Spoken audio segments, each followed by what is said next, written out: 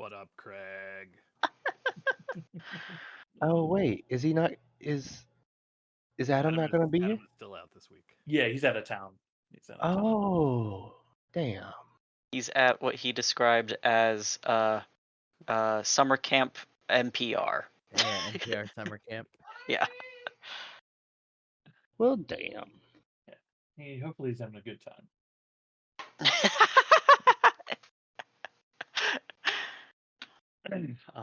Cool. Hey, let's get started, gang. Who would like to bring us all up to speed for a little bit of inspiration? I'll try. I never try. Feeling adventurous today. Um, Hence the unagi. yep, yep. So last session we mounted our wyverns, our uniquely named wyverns. I don't have the names written down, and I do feel bad for that. We made haste to travel to the Dread Lookout, got there, did pre-scouting based on the time span that we assume we had left from Ember Prime's dream and premonition. And honestly, I think that was like the majority of the day for the most part. And then the last bit of the session was I mean, you can say we jumped her. That's the technical term. She knew we were there, so it wasn't really that much of a surprise. She was obviously scared of the wyverns, but we jumped Umeli. We waited for her to show up to the Dread Lookout, camped out by the door, and as soon as we saw her, she thought she was being sneaky. See invisibility, fairy fire, the whole shebang. The wyverns were picking up on her, specifically Ember Primes. He's just the best perception. Um, yeah, and now we're sort of sitting there at the front of the Dread Lookout with Umeli's body laying at our feet. And I do believe that is what I remember. I mean, that's a pretty succinct report of it all. Yeah, yeah. The defeat of Umeli, the arrival of the Dread Lookout. It would be. I have closed the calendar at some point, but I believe that it is. There we go. It is late evening on the 11th of Flame Roll. It's almost 10 p.m. as you stand victorious over over the enemy Umeli. What is it you all would like to do? I think where we the part that I forgot to mention. I think where we left off was the discussion of do we camp out, recoup, plan out what we're gonna do, and try to get into the Dread Lookout, or do we just leave it where we're at and take Umeli and everything back to Bastion and just leave this Dread Lookout locked as it is?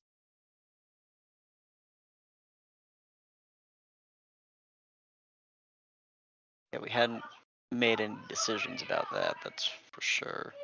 Mhm. Are we sure it's locked? You gotta hope. I mean, we can't get in. I mean, we only just found the entrance, right? We didn't actually try to get in. You all had spent time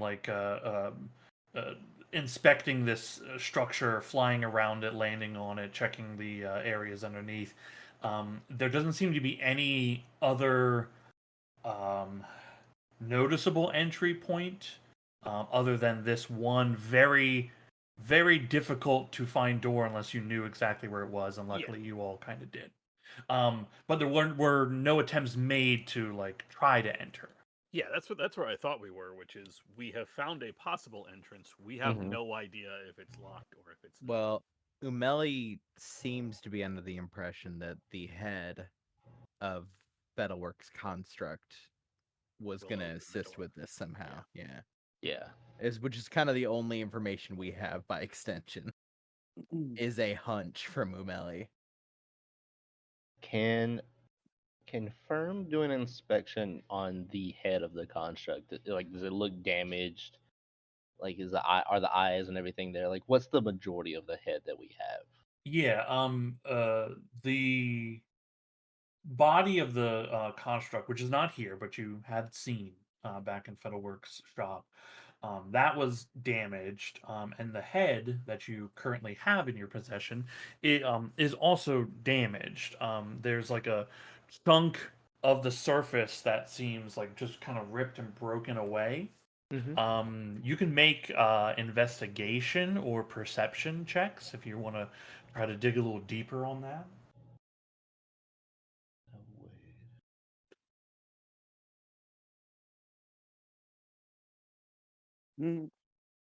Barbarian things. Uh, I'm just hitting it. Oh, I love it. Okay. Everybody just wants to be smarter than me right now. It's fine. Looking over this. Nice. Yeah. There it is. Wow. Okay. Steadily You all went kind of. up. Fern begins poking at this, and like it's like it's like a shot from above, from the like your feet looking up, and everyone's heads just kind of come into frame, and everyone's like poking at this and looking at this construct head. You all come to the conclusion that certainly the head is damaged. It might, it might still be functional, but the damage itself, it doesn't look like this is not actually with the nat 20 and the other very high rolls. You discovered two things. One is that some of the damage looks to be like from some kind of claw, like an animal claw had gotten a hold of this and like broke through and ripped pieces of it out. And other damage on the head seems to indicate like blunt force trauma. It was described to you that this was found like at the bottom of like Fettelwork fell into a little like crevasse cave kind of thing, right? The ground broke through, and he fell, basically like found this in there. That kind of that scenario and the damage and the way it's damaged that you're seeing all seems to indicate, yeah, this thing fell and was dented here from impacting something very hard and sharp, but also like some kind of claw got onto this head and ripped like a little line on it as well. So there are minor damages that seem to be impact, and then others that some very powerful or very large animal injured this thing. Well, it wasn't me. Props if it was. This is for me, but technically, is the like I always like try to dance around this word, but would our characters understand the like the term of mechanism or mechanical, like those kind of things? Yeah, like robotics, not necessarily, right? But there are clockwork, gearwork, mechanisms, right? Okay, I've been like hesitant to use that word because I feel like that was out of context. Yeah, and certainly more Even and something more. like a water wheel has mechanisms to it. Exactly. okay. Exactly. Yeah. It would be, like if you as the player say robot, like, I'm not gonna say I'm not gonna give you shit about it because we all understand what it is that you're talking about, right? Okay. Yeah. It's it's I try to use construct instead of robot as much as possible. Got it. Yeah.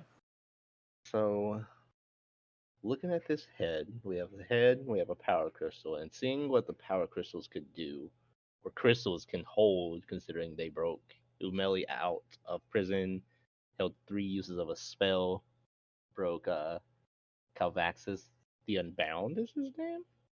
No, the Fathom. Sublord of Filth. Sublord of Filth. Yeah. Broke Calvaxis out, and then the third one was used somewhere, not sure where. These crystals probably can hold a lot of power, even minor ones. Judging, I don't know about this crystal. We didn't look at that one that much yet. But and if this mechanism was found outside of this, the mechanism might have a way of entering. as to why others could not. I mean, they're both metal.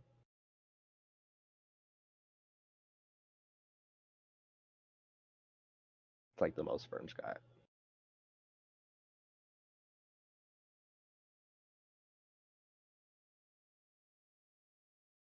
I mean, the thing seems fairly inert. I'm guessing that it's probably, if it is the key, either there's some sort of magical trigger, or it's as simple as, and I will pick up the head and dunk it against the tower.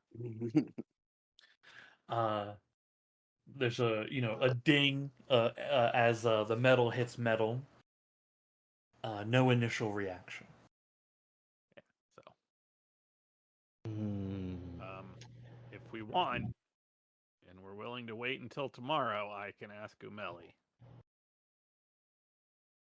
I mean, Not that she'll have any real reason to answer us,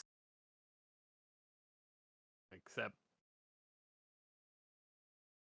she can't do it now, so somebody has to do it, whatever her plan was. yeah. She really cared that much, she should be willing to tell.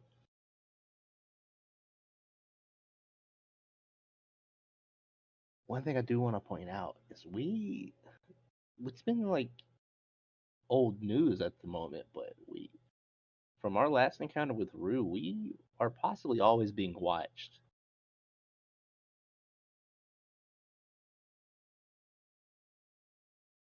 We did kill the two wizards that were with him, or Well, I don't know if he was doing the spying or if they were doing the spying. I do He's- believe we've found some of your hair. Yeah, I feel like they wouldn't only have a select few of wizards for scrying. They would have a backup plan, especially if we were already persons of interest. Also, I think he was connected to the Children of the Dark Side. It's a fair assumption that he has resources like that, even without the two mages. So I bring this up to say that whatever we decide to do, we have to be careful as well with the assumption that somebody could or is possibly watching us at that moment. That's And kind if of we always don't, true. well, yeah, but if we don't get in here and we leave them clues of how to get in, they might end up coming back when we leave, kind of thing, with a presumption of how to get in. And like Ragnarok just said, they have resources. We don't know what they have. They might have. We also an act- don't know that they're watching us anymore. True, we So, don't. I'm just saying. We're just sort of at some point we got to just accept that we're gonna do what we're gonna do, and we're gonna do it. Yeah, I mean, that's fine. I just wanted to make sure that was out there so everybody's aware of, the other half of what could be.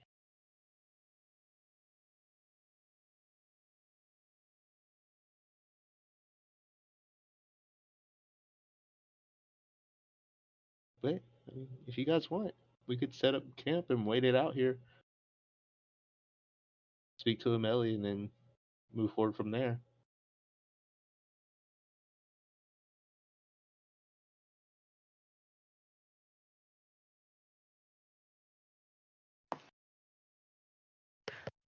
Do we have the ability to at least contact Baracus to let him know what happened? He's on his way here.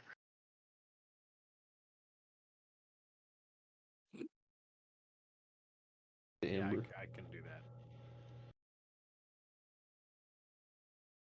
Pretty sure I can do that.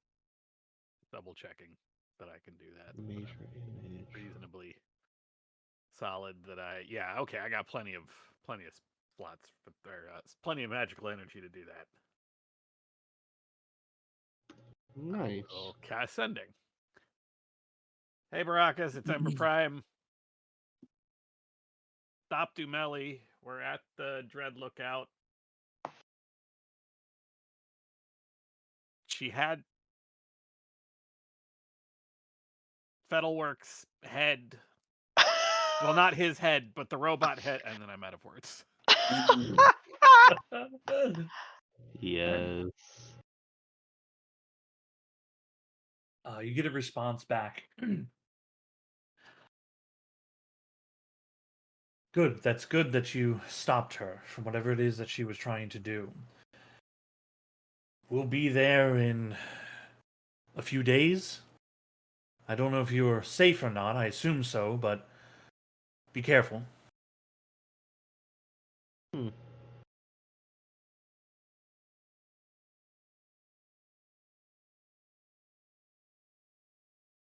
I mean, we Oh, could that's just. sending to Baracus.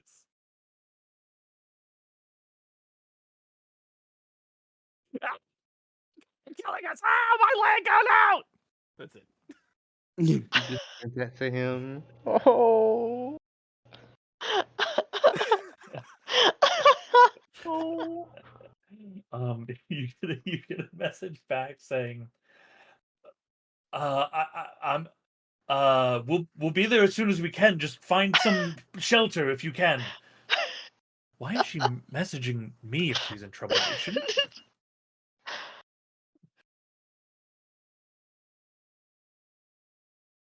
Firm will, and while that's happening and taking place, Firm is just gonna start ritually casting Tiny Hut again. I'll be here in a few days. Also, if we're gonna be safe, I should probably message Baracus again. Ah, that was a good one, Ember Prime. Ah. You fucking doorbell ditching our friend over magical. Uh, The tiny hut goes up. Anything that you guys would like to do or attempt this evening before a long rest is had?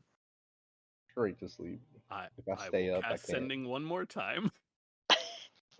Hey, Baracus, Ember Prime, everything's okay. We're fine. How are you? See you when you get here. I was just messing with you. Okay, bye. 3 third-level spell slots, y'all. 3 third-level spell slots. Well Or, spent. yeah, Worth or- every one. Man, it'd be really cool if nothing came in and got us in the middle of the night, huh? That'd be tragic. Absolutely tragic. You get a message back from Arrakis, just saying, "Ha ha ha! You got me. Well done."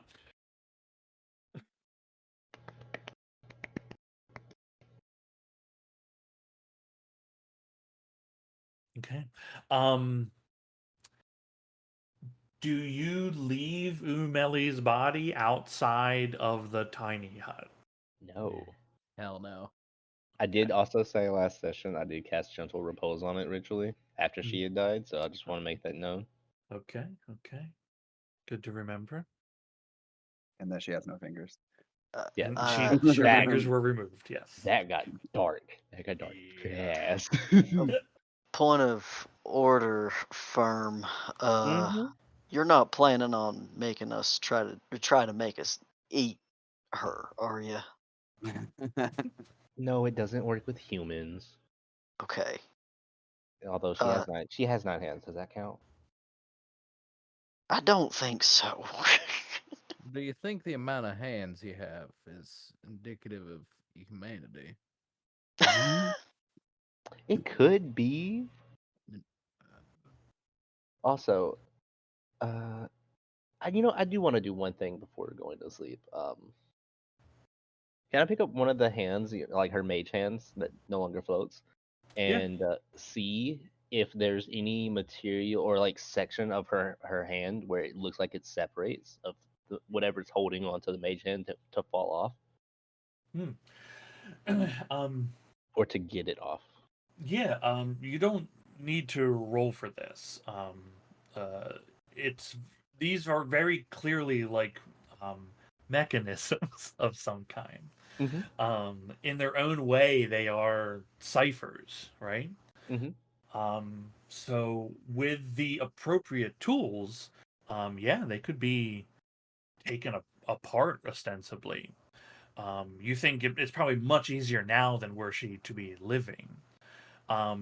Make a ancient arcana check with advantage.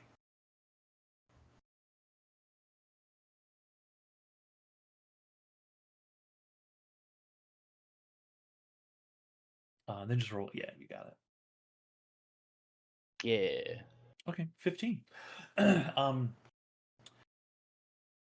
Looking like really taking time to inspect this. There's 9 of these objects. It's whatever it is that you might do with them. One thing that you know for certain is that it is possible to salvage something from these 9 objects and create a. You could potentially create something similar to what she was doing with them. That's sort of what I wanted to like eventually get to, is because she was able to use these things to cast some magic, and that'd be so nice if I had extra help. Yeah, I'll even say with your 15 there, you like thinking about what it is that she was doing, seeing it for yourself, and how these things were interacting with her. You get the sensation that like these things have their own these were able to do their own thing, but she was able to sort of channel her own magic through them in a way. So you don't think that they were just casting spells or anything. You think that she was using it as like a focus to push some spells through, Mhm. and that you won't be able to replicate what she could do. But you can again, it is possible with time and effort to salvage something that does something similar. That's all he needs. On to my second point, Firm. Mhm. You've sort of prepared her body in a way that is usually done for either respectful burial or else the intention of reviving. And I don't intend on either, so I'm curious as to what you're You thinking. don't. We don't. She has no fingers, and I'm not gonna cook her. I'm not gonna cook her. Uh, but also, we have 10 days to figure out what we can do. If there is anything we can get from her, like Amber Prime using Speak with Dead, conversations, and then when Baracus and them get here, they might have other plans. We still have to like keep in mind this is his student, no matter how far down she turned. And at I this mean, moment, you're she is in like a case of they can do whatever they need to get her under control, and they might want to bring her back. We don't know. I mean, you're right, but we already gave them that opportunity and they fucked it up You're real right. bad. And I You're right. don't plan on Either letting them have that opportunity again. I'm just saying, I just did this so we can have options. Whatever happens, happens.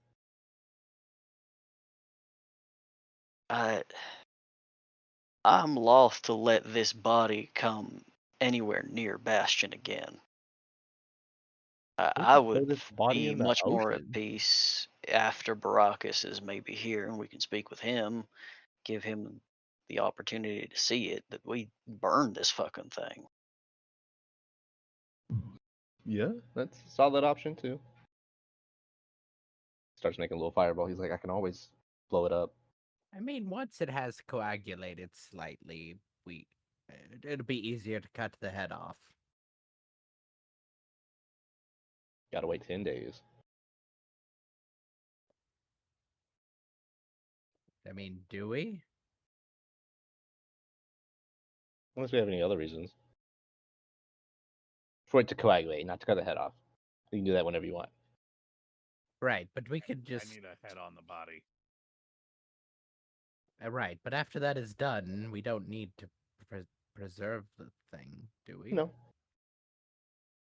Like I said, I just Do did we it so we had need to options. destroy it? I mean, we- Baracus is on his way. He'll be here soon enough. I think we need to discuss, like was said by Rainier. Let them pay their respects if they would like, and then move forward from there, with making it aware and known that we are not intending on them, based on their track records, to keep the body of Umeli. Mm.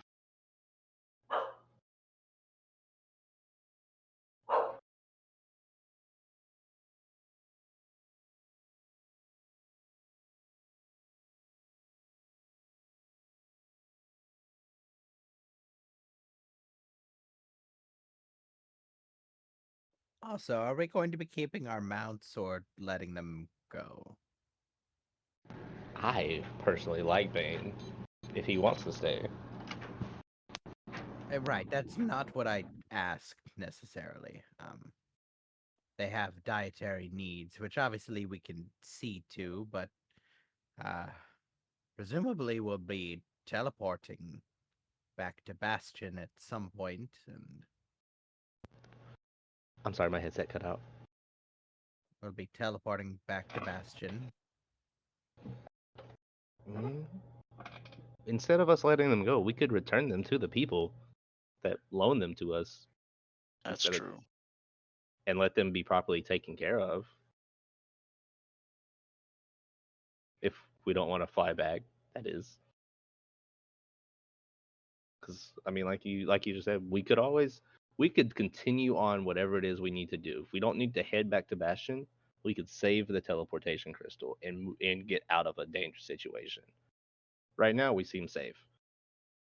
So if we just proceeded from here, we could just save it as a last resort. Does it only have a select amount of uses? I think it's one. The key to Bastion. We already Yeah. used it once. I think it's something we can just use. It's just for like that one teleportation circle. Oh, that one might not be there no more. Did that The- one get the tel- blown up? The one in Bastion? Though, yeah, specifically the one we teleport to. I thought it got blown up when We Calvaxus didn't broke out. teleport to the Arcanium. We teleported to, Like City Hall, basically. yeah, like City Hall. Ah, yeah. Beneath Never mind City then. Hall. I stand corrected. Never Amidst mind. a Good bunch point. of Good point. But yeah, I think we are okay. We've not been told it was single use. We just were told to be respectful of using it. yeah, it didn't crumble to dust, so Never just pull up. Okay. Well, yeah. If you think it's best that we not keep the wyverns, we can return. I'd feel better returning them rather Mhm. than just releasing them to the wild. It's pretty like they are wild creatures. Don't get me wrong, but domestication can cause any kind of issues with their surviving. You say that as you see two of them like tumble off of one of the raised cliff faces, wrestling each other and like crashing into the rocks. I don't know if that's any indication of them being domesticated. However, that is Exhibit A. I think it might be. I mean, what? Take us a couple days to get back to the mountain. We can return them and let the chief know that we managed to do what we came for and thank them for their hospitality. so we wait a few days for Baracus and Fedel Stork to get here. And then That'll work. Fedel work to get here, and then we spend a few more days going back. I hear what you're saying. I don't disagree. Oh no, I'm fine. I prefer to just sit around and do nothing. It's Oh, been okay. a stressful week or two. Do you mean I get to sit here and do nothing? I'll cook every day. Yeah, I don't care. Well, damn. Okay then. I thought that would be helpful for you to relax. I mean, I also looked at Ember Prime. Like when we go back, we could do the trial. also, I guess it's Yeah, I occurring to don't me my think that's what I'm gonna do right now. my comfort food is sort of camp stew, which is fairly less genteel than your fare. Is that what you want? I can make that. I just thought everybody wanted extra. Well, camp making stew is here's the thing. Camp stew is kind of a moving target. Sort of whatever you have, and then you throw it with some water over a fire. He sighs and he just like looks at you with like the face of like the eye twitching a little bit. He's like, I can make that. Yeah. I can do that, sure, if that's what everybody wants. I'm not convinced there's anything in it besides salt and whatever spices you have on hand. Slowly, tears start to roll down his eyes, and he just keeps saying, "Yes, he'll make it."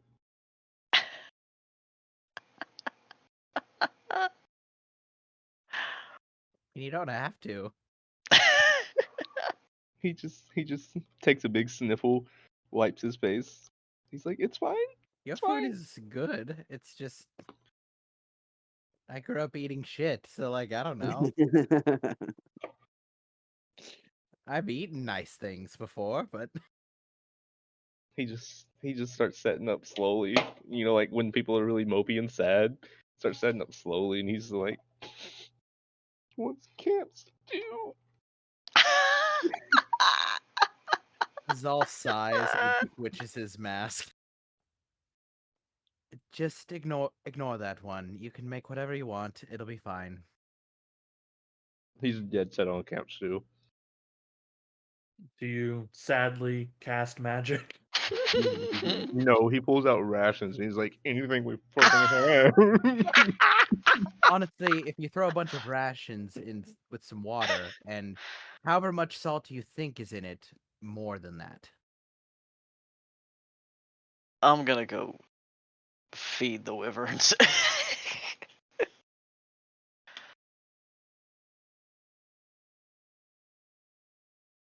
All you see from him doing is sitting there just stirring it with a ladle. All right, some ration stew is made. With the mini tears. There was many hours spent in this tiny hut previously of just waiting in anticipation. Exhaustion begins to find you, Hmm? and everyone can have a long rest. I was like, we're taking a level exhaustion.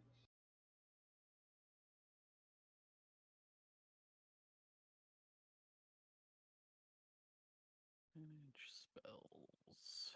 What is your inspiring leader again? 13? Yeah. This morning, going back to one of my comfort tales, which is Zal's favorite fairy tale, which is the Bandit Queen and the Bandit Princess. I will unprepare divination and prepare speak with dead. Got it. No. 13. I will Nice. unprepare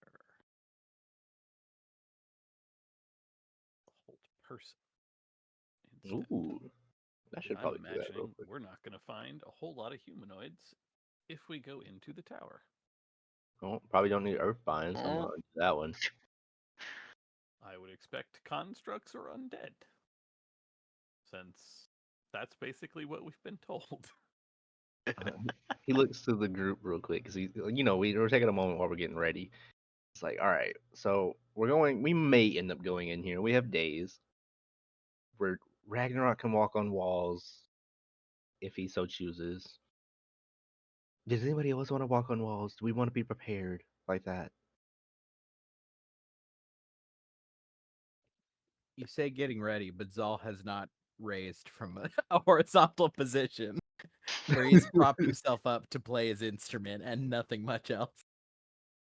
This is for him trying to plan out his spell book, and also me asking it since it's like a broken down time. Like for once, he can actually just straight up ask. He's like, "So I have these. What do you guys think would be most useful?" I don't want to put Storm Spear in here if we go in. So take that one off. Does that one have to be outside? That one's quite useful when you're able to when there's the room for it. Yeah, it is 2,000 feet tall, so you know what? It's got room, I guess. Slow, haste, fireball. Obviously, got to blow some shit up. Spider climb. You think rhymes binding ice would be good in here? Enlarge, reduce. Maybe we need to crawl. That one might be a clever use. I never used this. Magic missile. Jim's magic missile.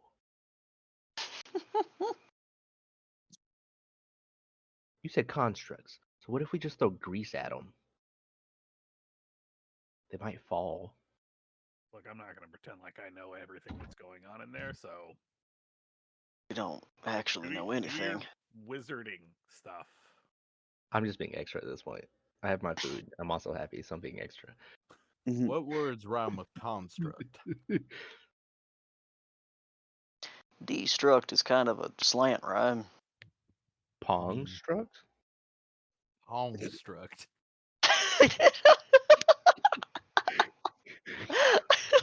Does that have a meaning, I'm or going to go talk to the corpse. is that abyssal? No. Nope, that's just Fern being stupid. As several of you think about what rhymes with construct.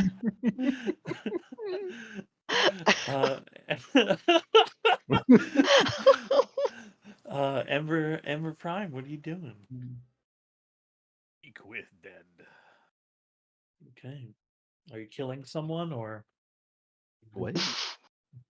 killing someone first? Tempting. Tempting. Fern raises his hand. He's like, I'll volunteer. Just bring it back. I will cast this on the corpse. Well, hold on. I should think of that. Fuck it. Ember Prime doesn't plan. What am I talking about? I will cast Speak with Dead on the corpse of Umeli Nine Hands. Okay. The magic infuses into her corpse, and the connection to the life beyond, existence elsewhere. You have your 5 questions. Oh wow, I didn't know it was that many. I may play a mage, but I don't know mage things. This is a mage thing. Speak with Dead. Yeah, it's a cleric thing. Oh, my bad. Stay in your lane, wizard. Get out of here. You got plenty of your own shit. That's great. That's wonderful.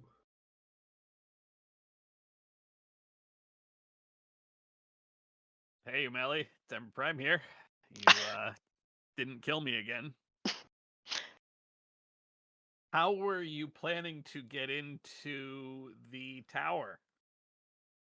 What is this? What is our location called again? The Dreadlock Dreadlock Out. Doing great. That was a bardic inspiration, just in case. Is that what it is? Yeah. Shouting from across the camp Yeah. as you're trying to write. Doing great. Palm Doing struck. What? Raspy, ethereal voice comes back to you. The crystal and the head should open the way. And in the fucking dead, she's insufferable. How were you going to use the crystal to open the door?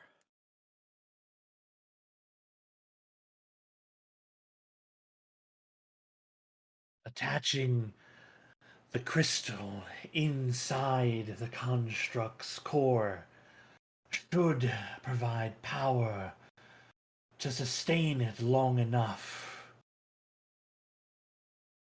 So it's like open sesame? That's Fern thinking internally. Sorry. That was me out loud, but Fern internally. Sounds like this might be a one-way trip, y'all. Oh my god.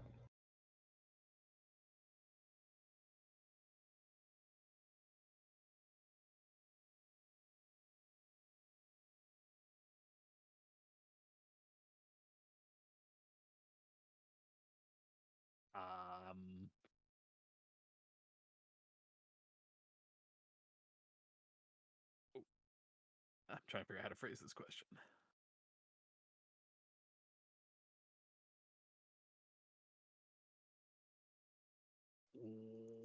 What do you know about the things inside the army?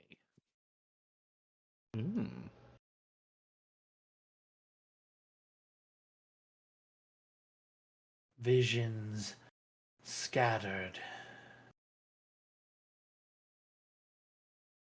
Soldiers that never rest.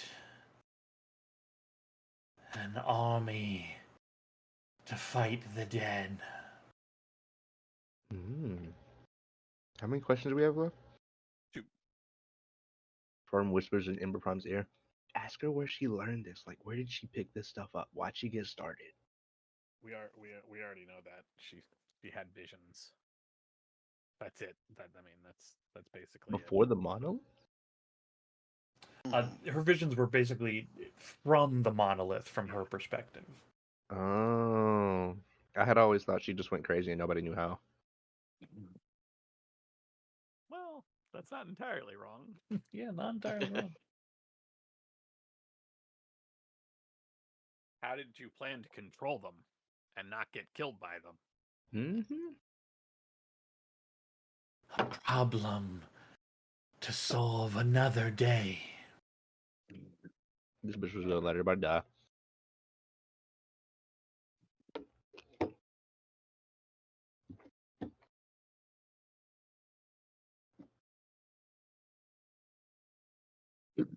Taking ideas, by the way, for our last question.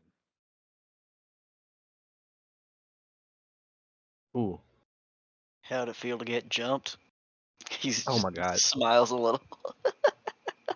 You should ask I'm her. gonna ask that because You should ask her if the children of the dark side are the main people that she's worried about, or anybody above them.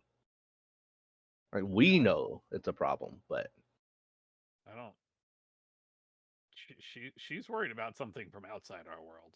ooh, ask her who that is. Yeah, ask her who that is if she knows. The army of the dead. I meant the person who's gonna control said army. Firm. We're working with a person who had a couple weird visions at the monolith. I just feel like it's maybe somebody we know. We could go kill him real quick, and then never happens. She's worried about creatures from outer planes coming here and wanted to take the army that's inside the Dread Lookout to fight them. Did not have her wits about her to realize how utterly foolish and how destructive she was in the ways. Oh. She doesn't have she doesn't have a big picture. She's crazy. Yeah, there are some scary shit out there. You said she was friends with Baracus, right? Yeah. If you want to be kind, mostly to Baracus, I suppose you could ask her if she has any final words for him. Yeah.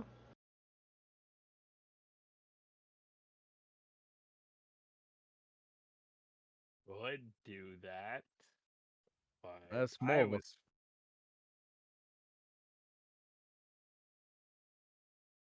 But I was gonna say it's more of a favor to him, but I suppose if that's a secondary concern.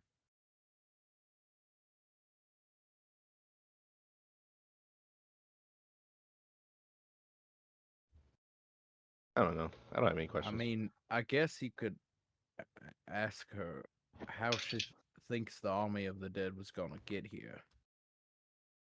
If she has some kind of concrete I think fear. it was for- portals. I mean, everything is portals, but if there was anything concrete besides visions. You could ask her if there's any other devices she was going to get ready. Monoliths, rocks, armies, anything else besides the Dread Lookout we need to go get. That's actually a very good question. She seemed to know about everything else, so.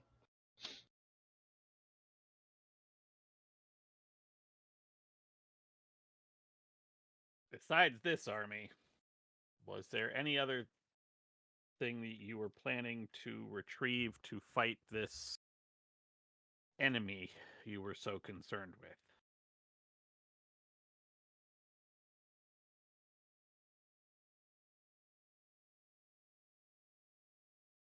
Proud.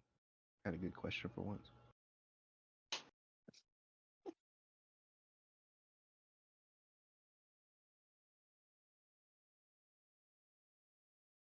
I only planned for this, look out.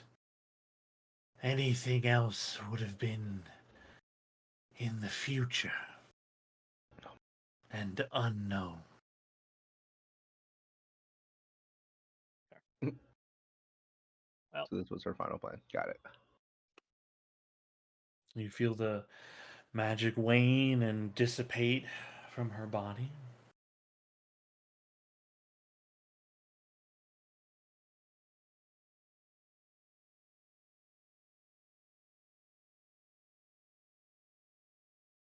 Did she have the crystal she was speaking about then? talking did. about the power crystal in the thing's head. Gotcha. Yeah, you all have the head and the crystal. Okay. Mhm. They're not connected yet, though. They are not Right. connected. And probably should stay that way until we've made the decision to go in and when. So, thinking about it, what you said could be a one-way ticket. Obviously, there's probably going to be a way out. Could, it might end badly, though. We could wait for Baracus and Fedorworth to get here. One, they might have extra things to help with when we get inside. Fedorworth would love it. In the meantime, we could just go drop off the wyverns, depending on how long it'll take. But then we have to Well, walk back. So you Yeah. have to walk back. So Yeah. why don't we Never just- mind. If we're not going to go in, or if we're not going to try to open the door,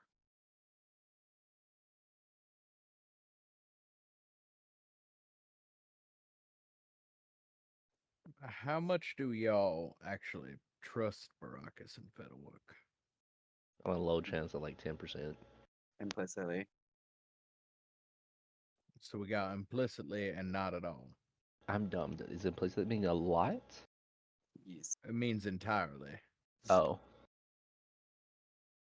I feel like there are things they're refusing to tell us. Obviously, they have secrets, but, in this predicament, I feel like there are things they were leaving out that could have potentially helped. I mean, you gotta think about it. Like Baracus basically raised Ragnarok, so it's like Yeah. he's a father figure to him. So I'm I not mean- saying it's the wisest choice from a player standpoint, but the character. I ask because if there is a way of controlling some kind of undead or automatic army in there, do you want that to be in the hands of Baracus and or Fedorwork? Not really. They let Calvaxus. I mean, they didn't let him out, but he escaped. So thinking on it, maybe we don't wait on them. Well, Baracus is a very well-intentioned person who was the one who brought Calvaxus into this realm in the first place. I think that he's learned from his mistakes. Fedorwork has demonstrated a curious madness about this place in the capacity that goes on record for being the reason that Bastion and the Arcanium are on separate sides of the river.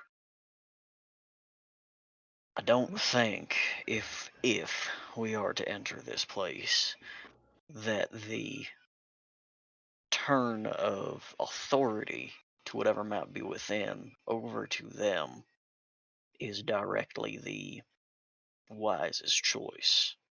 Just Cool. because they are fallible, as are we. hold on. I Mhm. just want to make sure we're not seriously thinking that even if we get into this thing, that we're turning what's ever inside over to Bastion, right?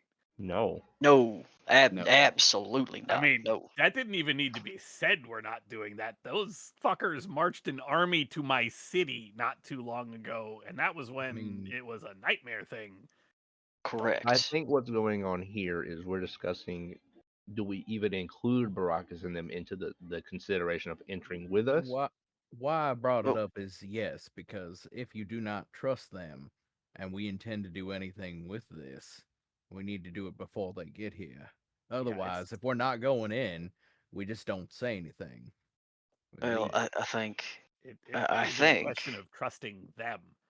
We can't trust Bastion with this. That's right. Not that we can trust Maraz with it. We can't trust any city with this. No, that is Depending true. what's But inside, that can really shift the balance of power in Adari. you are absolutely correct. But any consideration of possibly delivering this in any capacity to Baracus or Fettelwork is not to Bastion. They are, well, residents of Bastion, not Bastion. Hmm. You don't think that this will end up in the hands of Bastion? Because I fucking guarantee you it will. I Well, do it'll end not. up. I trust Baracus more than that. He's made his personal. He's He made his. might not get a say. The He's not an Arcanium might just- official. Firm has a Like, high there's a whole suspicion. government above him. Yeah, Firm has a high suspicion that whatever Baracus is doing, he is being watched without his knowledge. Considering the officials above him did have awareness of Calvaxis, and they didn't do anything, but it was never to say they just let that be that. It never once considered it, watching him. It is just the case that the Arcanium, while within Bastion, is not Bastion. Those are Bastion. Everything it's that Bastion benefits from has come from the Arcanium. Bastion has golems doing all its work. Who made those? The Fettelwork. Arcanium. Fettelwork. Mm-hmm. Which is, again, one of the points I've been making, that I do not believe, again, if we are to entrust this power to anyone we know, it ought to be someone who has demonstrated to us that he has the well-being of the world in his heart. Does Baracus even have like a connection with the monolith and things? Are we aware of that? I only ask because if he doesn't, I feel like he shouldn't be anywhere controlling these. If he hasn't ran into anything like that before now, sort of like we have the visions and whatnot.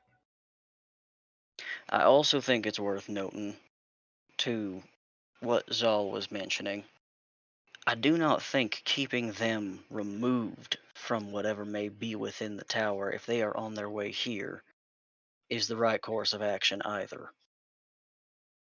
Not only are both Fettelwork and Baracus powerful mages in their own right and clever minds, but it is the case, if we are to start displaying distrust of them, we are losing allies in a war that is this world against others. If you believe the crazy woman. I mean, we've met the children of the dark sire. They have told us exactly what they want. They want to bring the skies down upon us. Just because she was crazy doesn't mean she was wrong. I mean, that's exactly what I said a few minutes ago. I was pointing out the sudden switch in Rainier's argument there.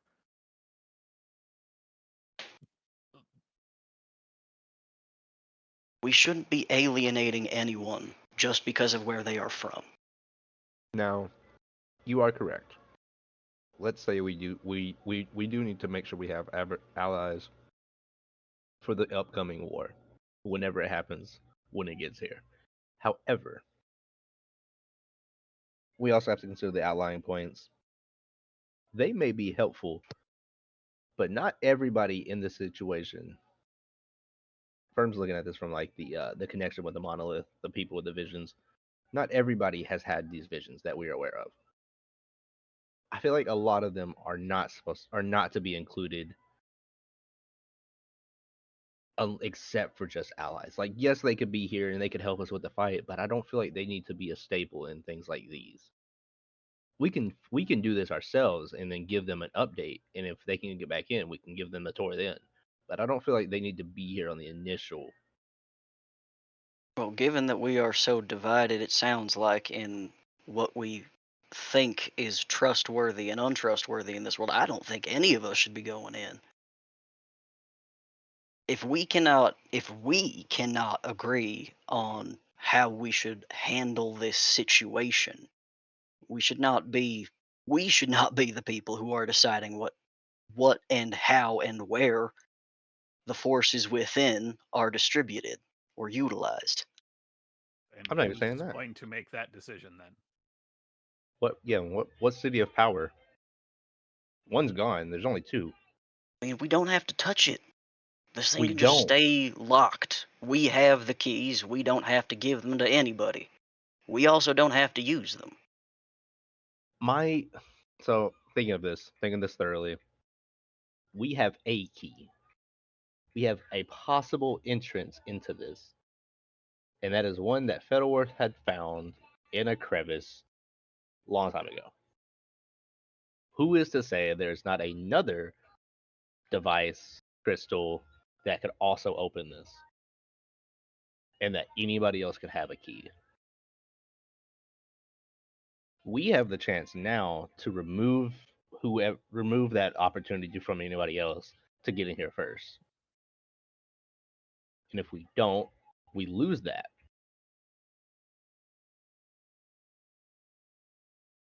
There's not only one construct in this world. That is by far none. We fought some up in the north in the snow.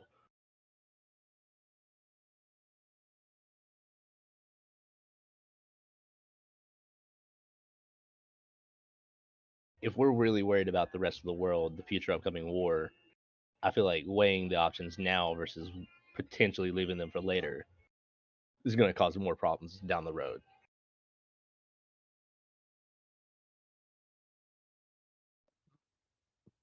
Point of quick order.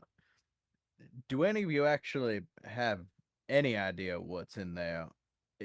Or even if there is some kind of army or anything at all in there? Bedwork has revealed that in some means it is an undying army. That is all. Did he? He's never been inside, I thought. He hasn't. Yeah, He's he- collected relics from this place. He only knows about the construct, whose head you have in your possession. He has no idea what's inside. This has been the construct that he found was the only thing that's ever been found related to this place. And they believe it's related to it because of how advanced it is. But other than that, like, there are no little trinkets, no little urns or anything like that. This was the only thing ever to be found here. It's why they don't research it, because it's deemed useless, Let's run through some facts that we have knowledge of. Undead armies can be raised from dead bodies, can be created with magic, and so forth, as long as there's somebody to supply them or create them. So if there's an undead army that could potentially be on the way, and this is what O'Malley believed to be able to contest the army that potentially has no limit of size, this being as big as it is, I don't believe this is hosting an army. I believe this has the ability to make said army. We've been running across ciphers and devices, like mechanisms that can use basically the power of a spell without magic. And I feel like this is a much bigger version of one of those. But it looks like it needs to be operated.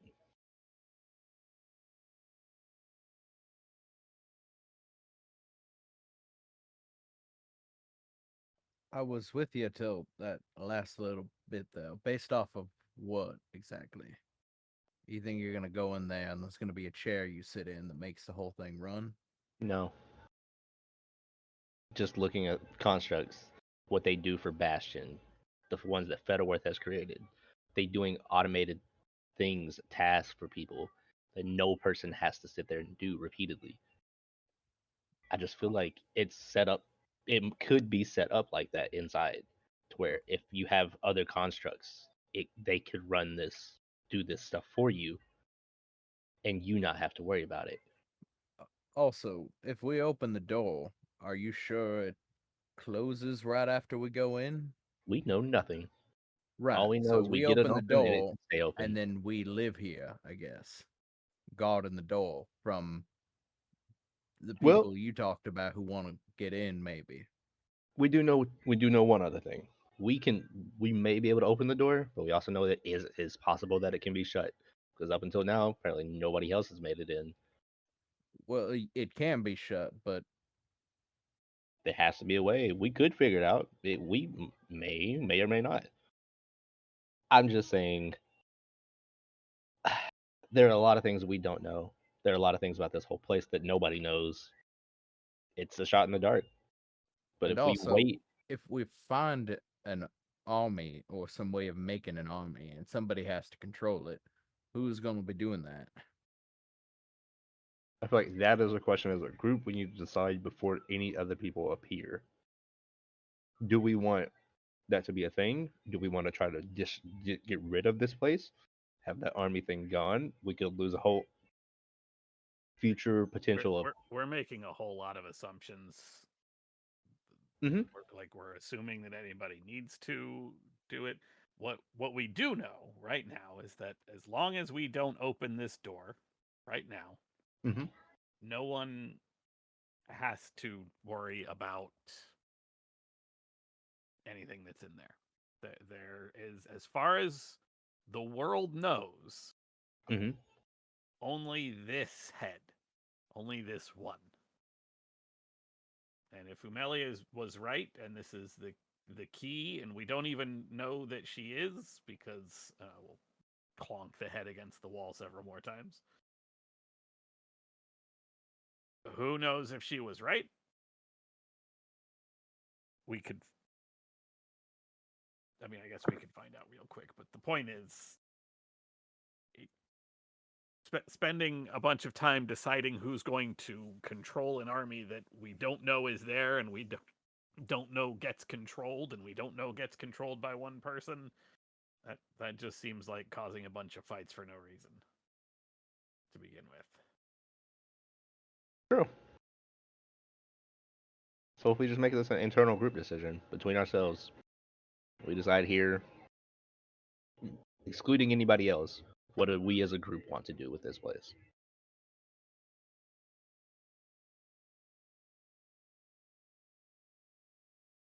Without knowing what's inside exactly, and Mhm. knowing that we can only answer that question by trying to open the door, which again may not even work. Which would be beneficial in a way. Without knowing what's inside, we don't know what other issues we need to be decided. We could open it up again, assuming the key works the way Melly thinks it would, thought it would, and just find a big old empty tower with nothing in it. Entirely true. So the real thing we have to decide is, are we going to try to open the door? I want to do Because it if out of the answer curiosity. is no, then we don't need to decide anything else, except maybe what do we want to do with the key? Firm votes to do it just because he out of curiosity. Just wants to get that out of the way. He just wants to be aware of if it's a yes or a no of what this place is. For the record, my vote is no.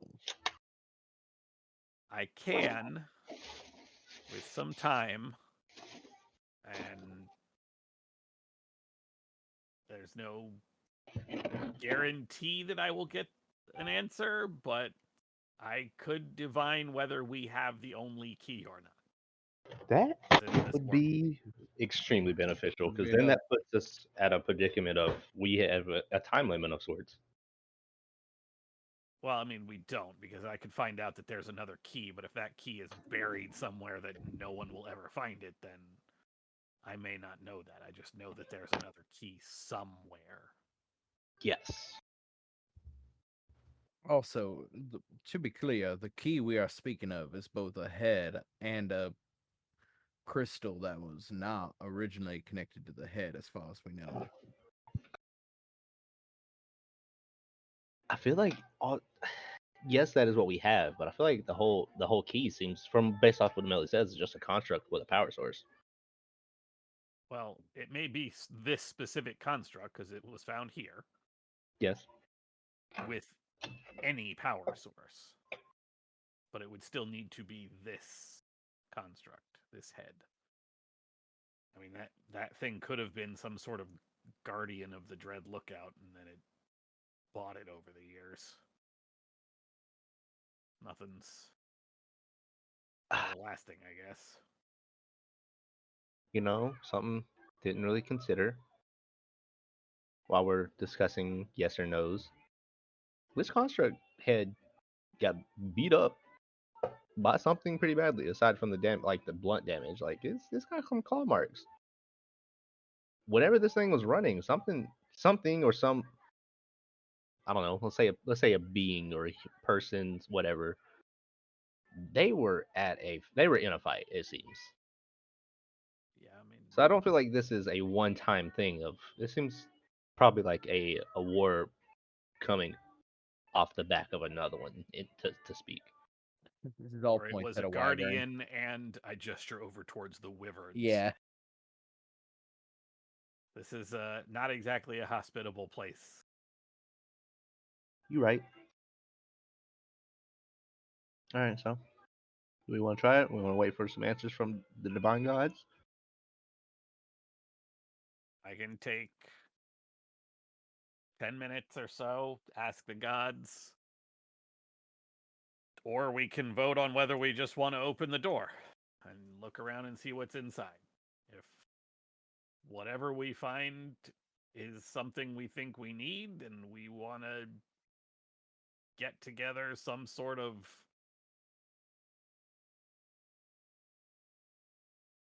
maybe this is something that we can use to bring cities together, get researchers from both places and have them do this together. I don't feel like that's a thing. Because look, if this army that's coming that we're all so worried about Mm-hmm. is coming and it's threatening all of Adari, Yes. then either the cities need to work together or we might as well not open this door and might as well not get the army because we're all going to die anyway. So I want to point out, I'm not devil's advocating here. I am going to point and say, you are correct. It would be wonderful, and the cities do need to work together.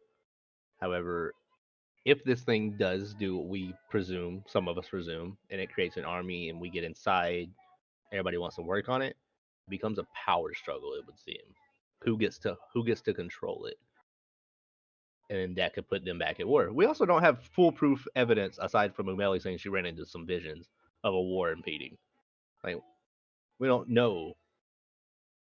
We don't have a solid way to show to the cities that there is a war on the way to make them have a group motive to work together. We do know. Yeah, as Rainier pointed out, the children of the Darksire have But said enough. that is their I- goal. I have seen a messenger that told us that it was coming. We as the fifth season have been doing wonderful with a track record to get some renown. But I don't feel like the city heads would take just the word of an individual from our group. I feel like they would need some physical Given evidence. everything we've done for the Senku, I think he would. Given what we have done for the Senku, given what he still owes us, Mm-hmm. But how do we pretty get sure he back? would take our word. But how- I'm willing to go out on faith here that if we can offer both cities this, Mm-hmm. that Baracus is a more than reasonable person who would understand the need for that sort of collaboration. I don't. It's, I keep saying I don't. I personally feel that Baracus is not blind to things going on, but I feel like there are people above him pulling strings that he is completely unaware of. I mean, that's sort of a given that an entire army marched up. Well, a small portion of a militia marched on Miraz. But Mm-hmm. as adamant as I am that Bastion can't have it, I am equally as adamant that Miraz can't have it unless they both have it.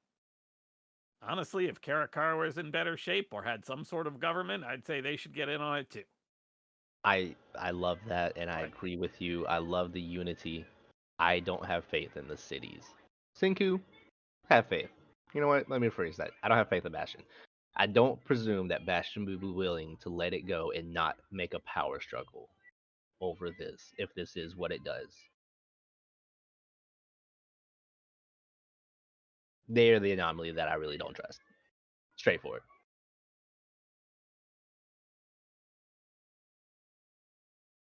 All of this requires finding out if there's anything in there in the first place. Yes, it does. We're not going to open the door, and we have a couple definite votes against it. I'm undecided myself at the moment. While you think on it, would you also want to speak to your god to see if there's another key or sorts? See if you can get any answers, and then we can see when Have you're. limited resources for doing that, so before I do, I will ask if that would even sway anyone's mind. I look to the group. Because if it's not going to change anything, and that's fair, then I also don't want to Use it. burn what limited resources I have left. Well, we know Zal's a no. Yeah, I don't think it will change my mind personally, but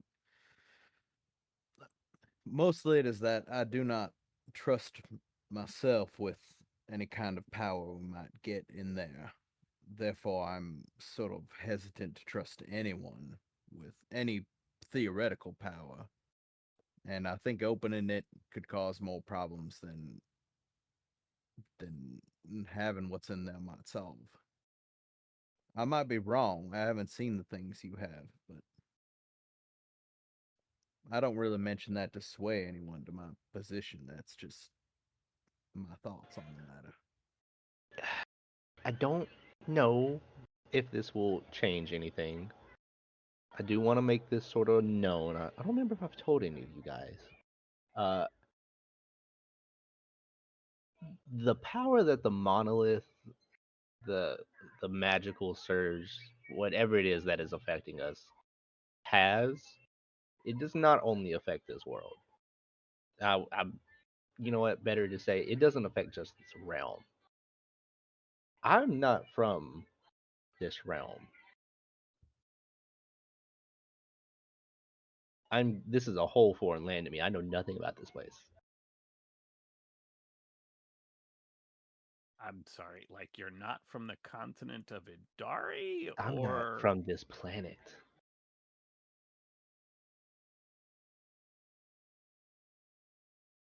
So if this whole thing has any, if there is an army coming, like let's take her word for it, Amelia has said, I am all for it getting any answer that we can possibly get of how to fight it or contest it.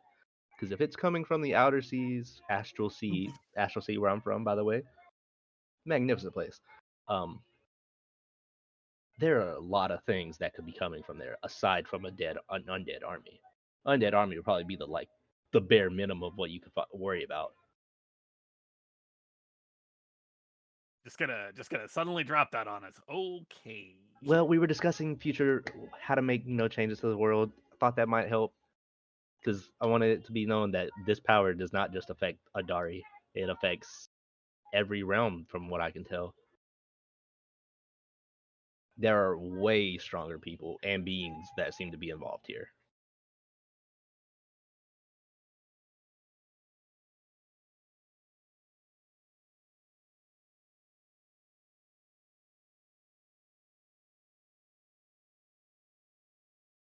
Yep. So, I'll ask again. What's everybody's opinion on getting in this door? Personally, I think that knowledge is power, and especially if there is the force that others believe to be coming, we need every resource that we can get. I don't know if contacting the gods to see if the key will work is the best opinion resource wise, because we can easily try it and figure out the answer for ourselves. Perhaps the question of what's inside may be a better use of that resource, because that would be more likely to change my mind than whether the key works or not. Have we ever heard about anyone? I mean, we've probably heard of people trying to scry within it, but Have we ever been told about someone trying to divine it? No. Also, to point out, there's no magical power coming from this thing. Or it's simply thick enough to block the magical energy? Which is probably even scarier. I mean, that's like a couple inches of stone, right? Yes. However, it's like scarier of whatever could be held inside. Anyways, No, my point is that blocking a lot of divining magic doesn't take a lot. Okay, I'm going to ask the gods what's inside. I will. Rainier. Ooh, hopefully they know. Otherwise, this will be a waste. Yeah. I'm sorry for bringing that up now. Oh yeah, Okay. Fern will put a hand on Ember Prime's shoulder. He's like, you just said that it could be potentially blocked. Like no divine power could get inside. Yeah, or the gods who are ancient saw it being built, or all kinds of stuff. Now what if we do this? Firm, I'm this just going to do this. Okay.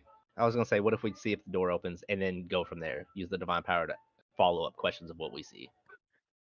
I can do this one more time. Even Oh, after okay. The Then one I'm about to do. So have a good time. oh boy, I will take the 10 minutes to ritually cast. Rainier, how do you feel about all Divination. this? While Ember Prime's talking to the gods. I am down to 25 gold worth of incense and runestones.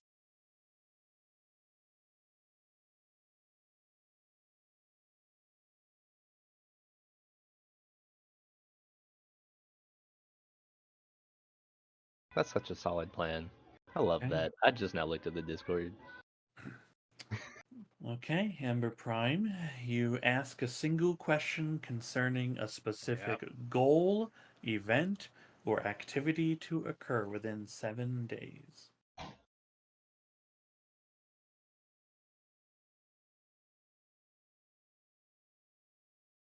If we were to enter the Dread Lookout, what would we find inside?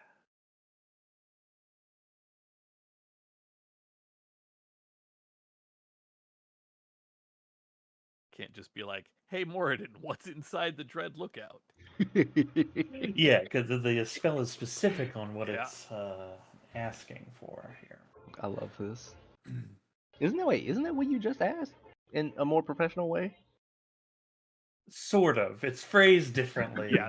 Yeah. Phrasing matters. Yeah, it's Okay, phrased that's differently. That's fair. Okay, you are concentrating the sounds of your companions discussing this problem, this dilemma, the sounds of the wyverns, the wind rushing becomes very loud in your ears and overwhelming everything. It becomes so loud, it's like a torrent. Like you were at the edge of a tornado ripping by. There's a loud crashing of metal. And your vision is removed from this place here as it focuses in on a shadow in a rock, and that shadow becomes your vision as more images begin to pour into your mind.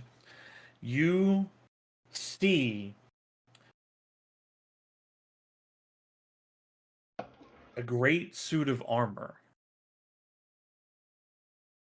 piece by piece, floating and then connecting to each other. Front of the legs, back of the legs, thigh coverage, the torso, the pauldrons, the gauntlets, the helmet locking into place. Armor grander than anything you've seen in any blacksmith shop. You think it might have even rivaled some of the pieces that you saw in Moradin's workshop when you were so briefly there.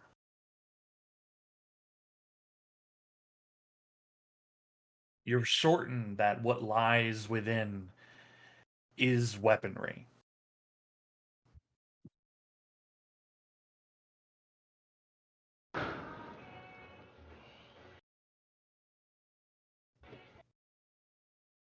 The crashing of the hammer on anvil.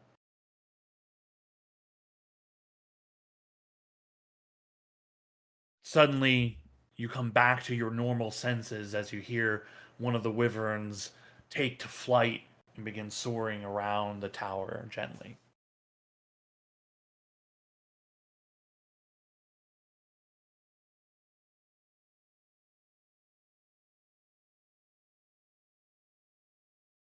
I will describe exactly everything I saw.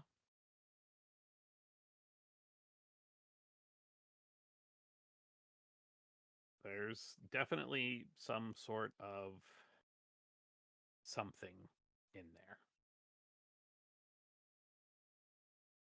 I can't be entirely positive.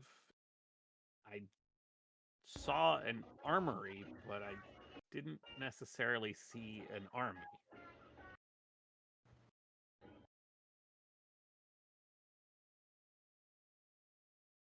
Well, Amui is good in the event of war. Oh, I think we should go in, I think so too. and I think we should see what we can find in there. Because I think, honestly, we are the best chance Adari has. no offense to the people living here, but I feel like I saw that way back. I'm not discounting that there are a lot of very, very powerful people here in Adari. I mean, we've certainly seen them. Barakas is powerful.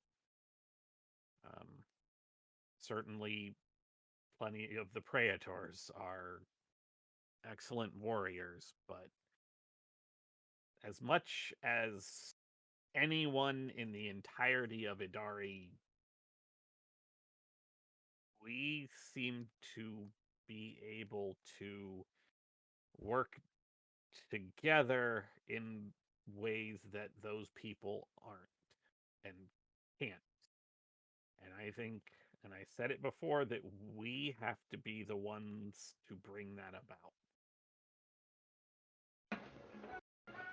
And I think if we go in, and I don't mean claim as in like plant a flag and claim for the new nation of 5 Seasons Landia or anything, but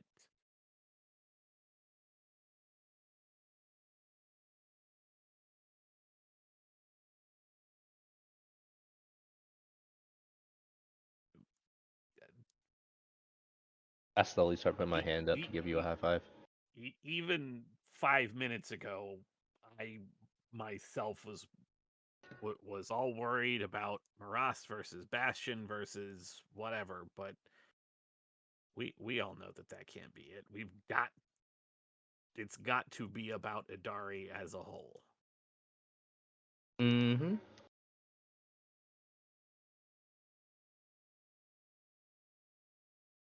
If it's not going to be about Idari as a whole, we should just close this up, go home, prepare for the inevitable. Start just having a free life. Don't we please? No more adventuring.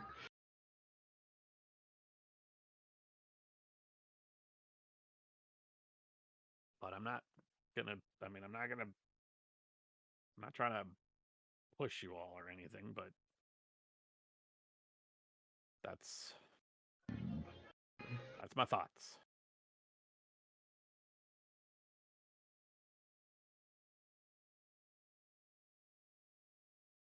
Rainier.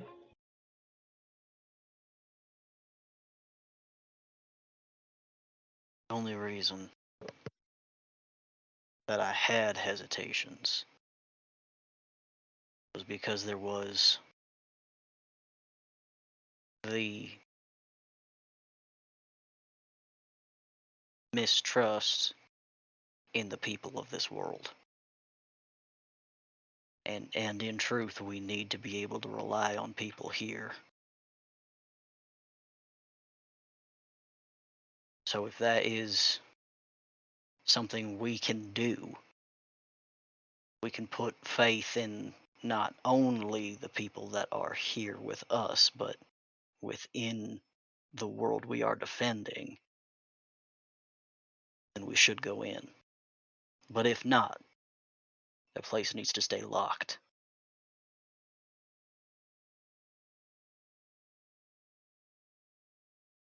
I think the only way to get this whole Adari on the same plan, the cities to work together, they need a common factor. And right now, it seems like we are that common factor.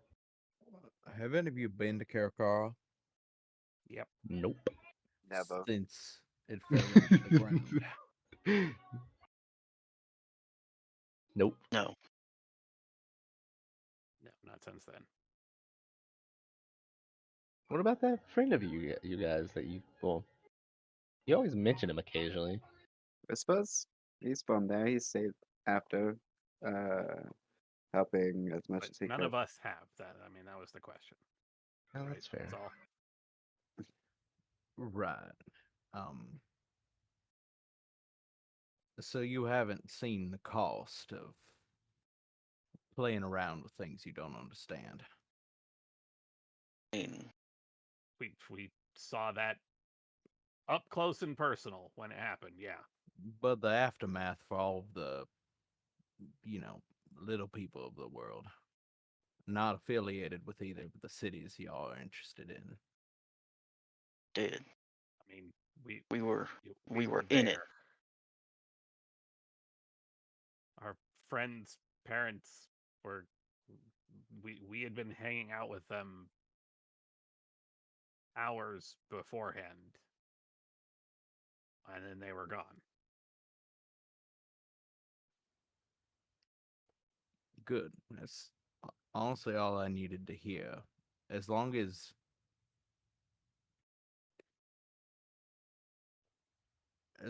you can swear that you're gonna go in here with the best of intentions and that you would be able to lay down taking up the reins of whatever this power is if it wasn't for you.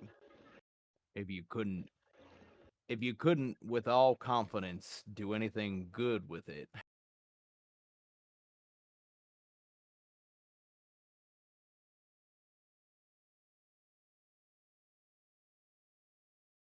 Even if it's for me, I'm not even sure I want it. So if it's not for me, I really don't want it. If anything goes wrong, Ragnarok can kill me. Oh wow. I mean, accurate, but let's not do that. That's a lot of first. pressure on. it is I'm fine with going in and finding out what is going on. I'm fine with getting more information if that is what the start of this is. But if it comes down to a decision where somebody is gonna gamble, more than likely it might be you paying the cost, but it just as might well be everybody else. Not us, but everybody else in this world.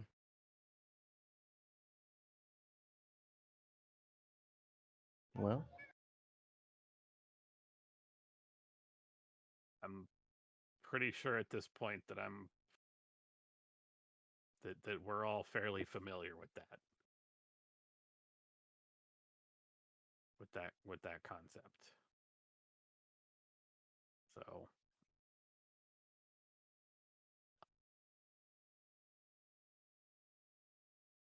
As much as I do hate to bring up yet another point to this, question stands. Do we wait for Baracus? I vote no. I'm suggesting that we go in right now before they get here and try to figure out what's in there to determine who we feel like we can trust with it, and how we are going to present this to the rest of Idari in a way that will bring them together to combat whatever it is that I'm with. the I children are working on. I feel like in this situation, we are the ones who decide who would get access to this. I personally think that there's strength in numbers, and should we find any trouble inside, we'd have a much better chance making it out with more people. And what better way to test what they're going to do with it than seeing how they react at the time? But obviously, I'm here for the group.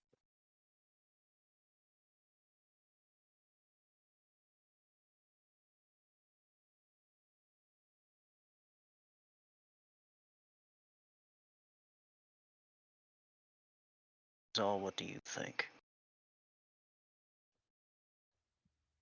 Uh,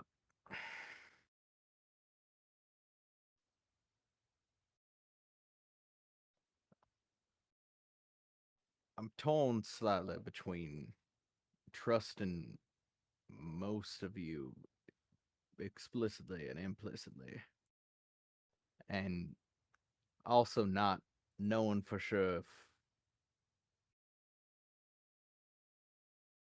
it doesn't matter. And but it, will you do me more than a favor? Probably. Can you swear, because it matters, that you will do not just for Maras, not just for Bastion, but you will try to do what is best for all of this world? If it means coming into conflict with with one of us,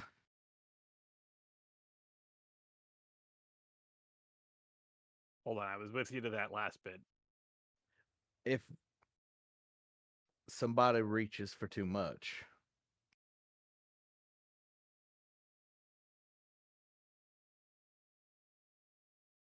O'Malley thought she was doing the right thing. She thought she deserved to have it, did she not?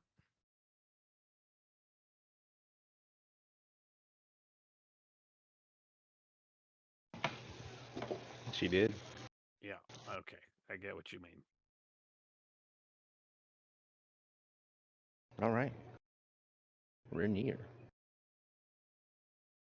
Just to be clear, yes, Saul. Whatever this is being done for Adari, because that's what the threat is to Adari. He nods as his eyes swivel to Rainier. Point of order. Zal, you didn't answer my question. Damn. Regarding whether I want to go in, He nods. I don't, but he gestures a hand towards Ember. I trust her. If you say you want to go in there and do good, I trust you as well. The rest of us. You don't The want to oath, split that too fine. the oath of my blood is to protect these people, the people of this world. And that will mean, should any of us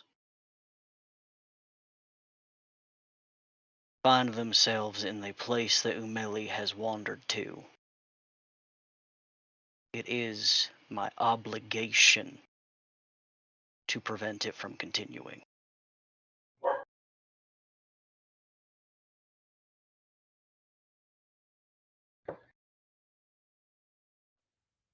I He think we should go nods. in. Reaches Yeah. down and picks up his instruments. I thought you about to go giving background music to that. Start slowly playing a tune. So how are you gonna go about it? Who, to me? I mean, time to open the door. Yeah. Oh, okay. Oh, well.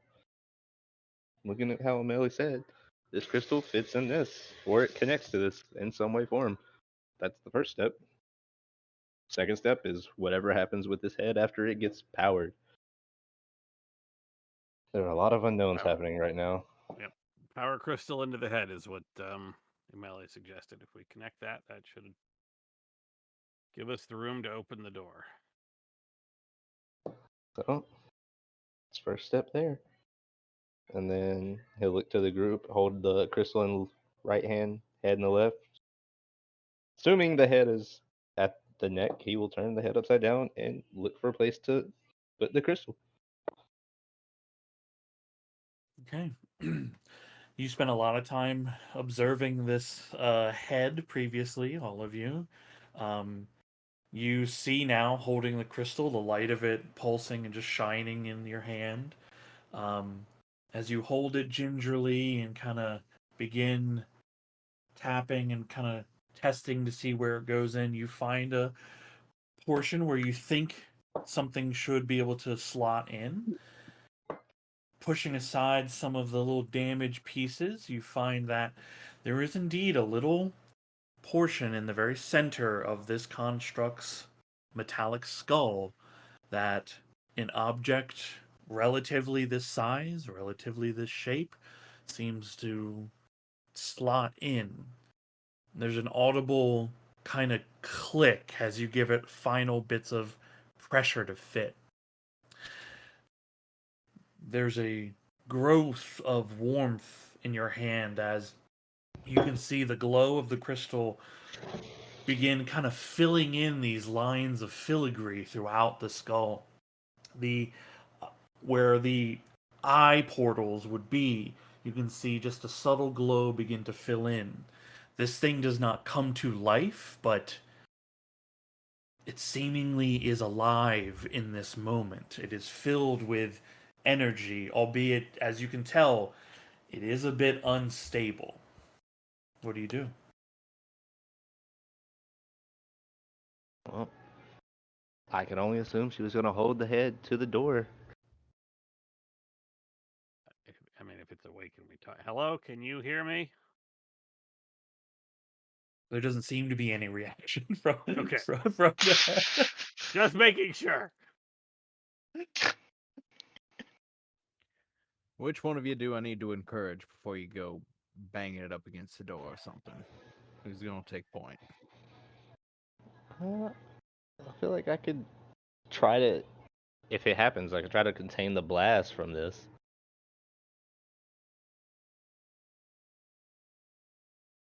If it decides to malfunction.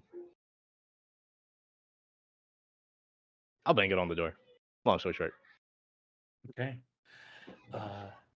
As soon as the head comes, like, you can see a reaction happening just millimeters before you actually touch it to the door.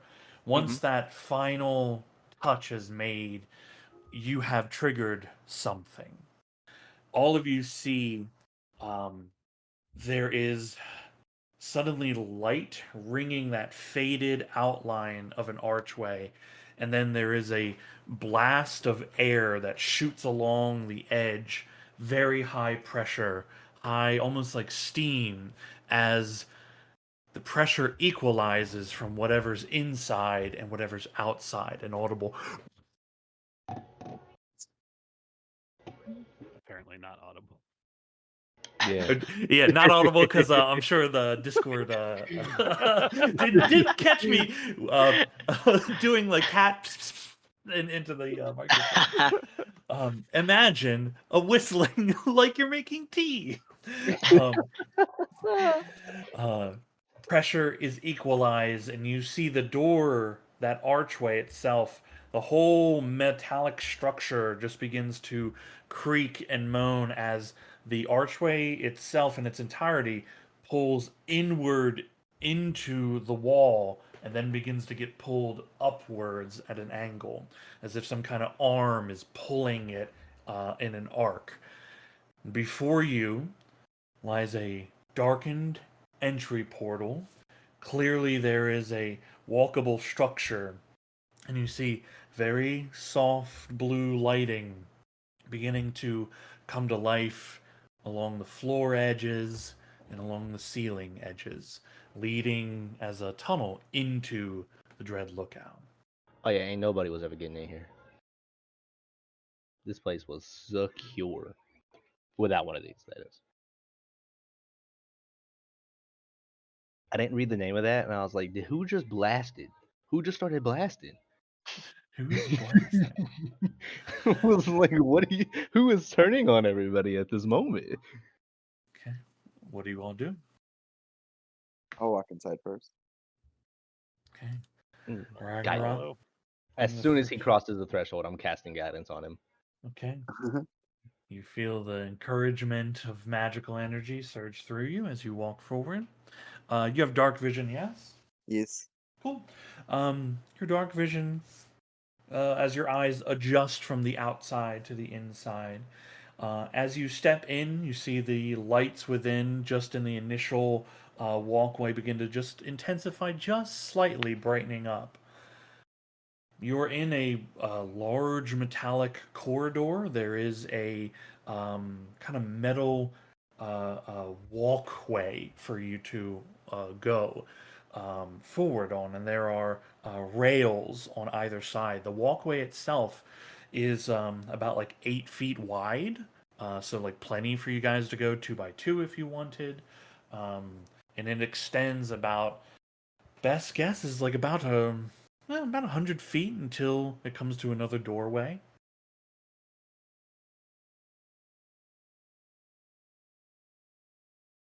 Oh.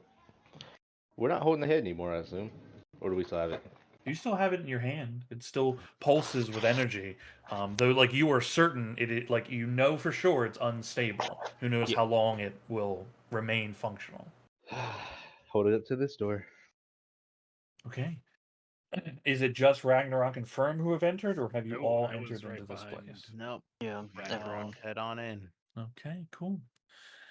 Each of you enters and follows suit, making your way through. As you are roughly about like 10 or 15 feet from this other door, and the lights again, as you move further in, they just begin to intensify and brighten up the area. As you are approaching about 80, 90 feet down this walkway, about 10 or 15 feet from that other door, you hear a loud moving of gear and metal, and you see behind you that archway you walked in through. You see the mechanical arms behind the mechanism swinging the archway down, and then you Yep. see it lock into place. Well, you guys, that answers that question.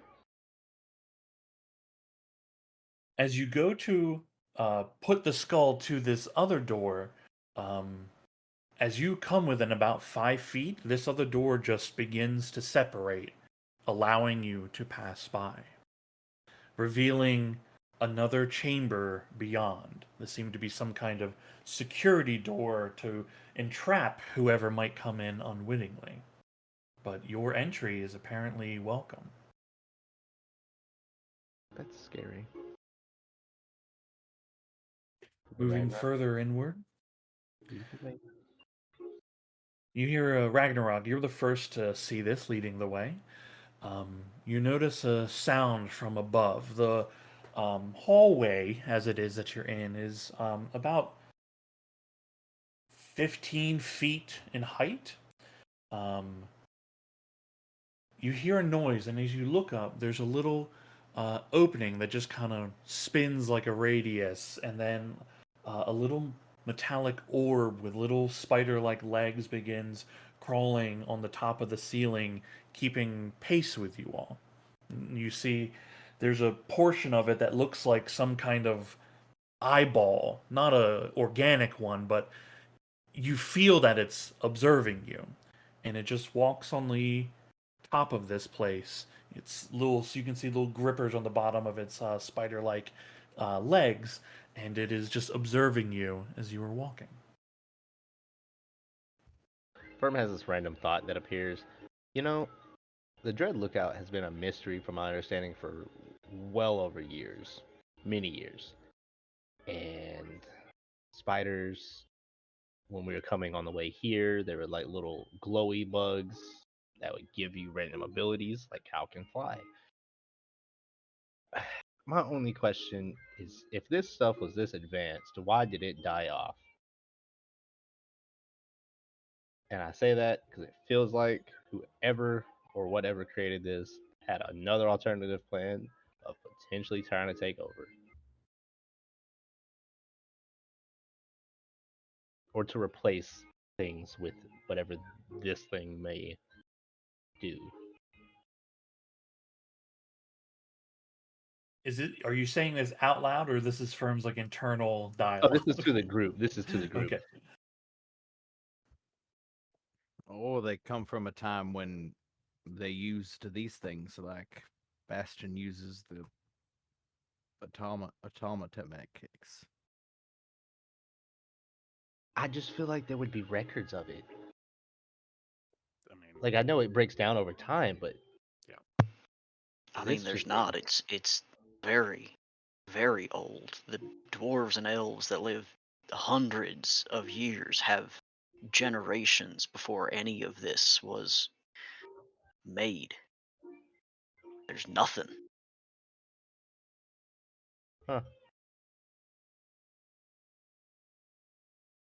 okay.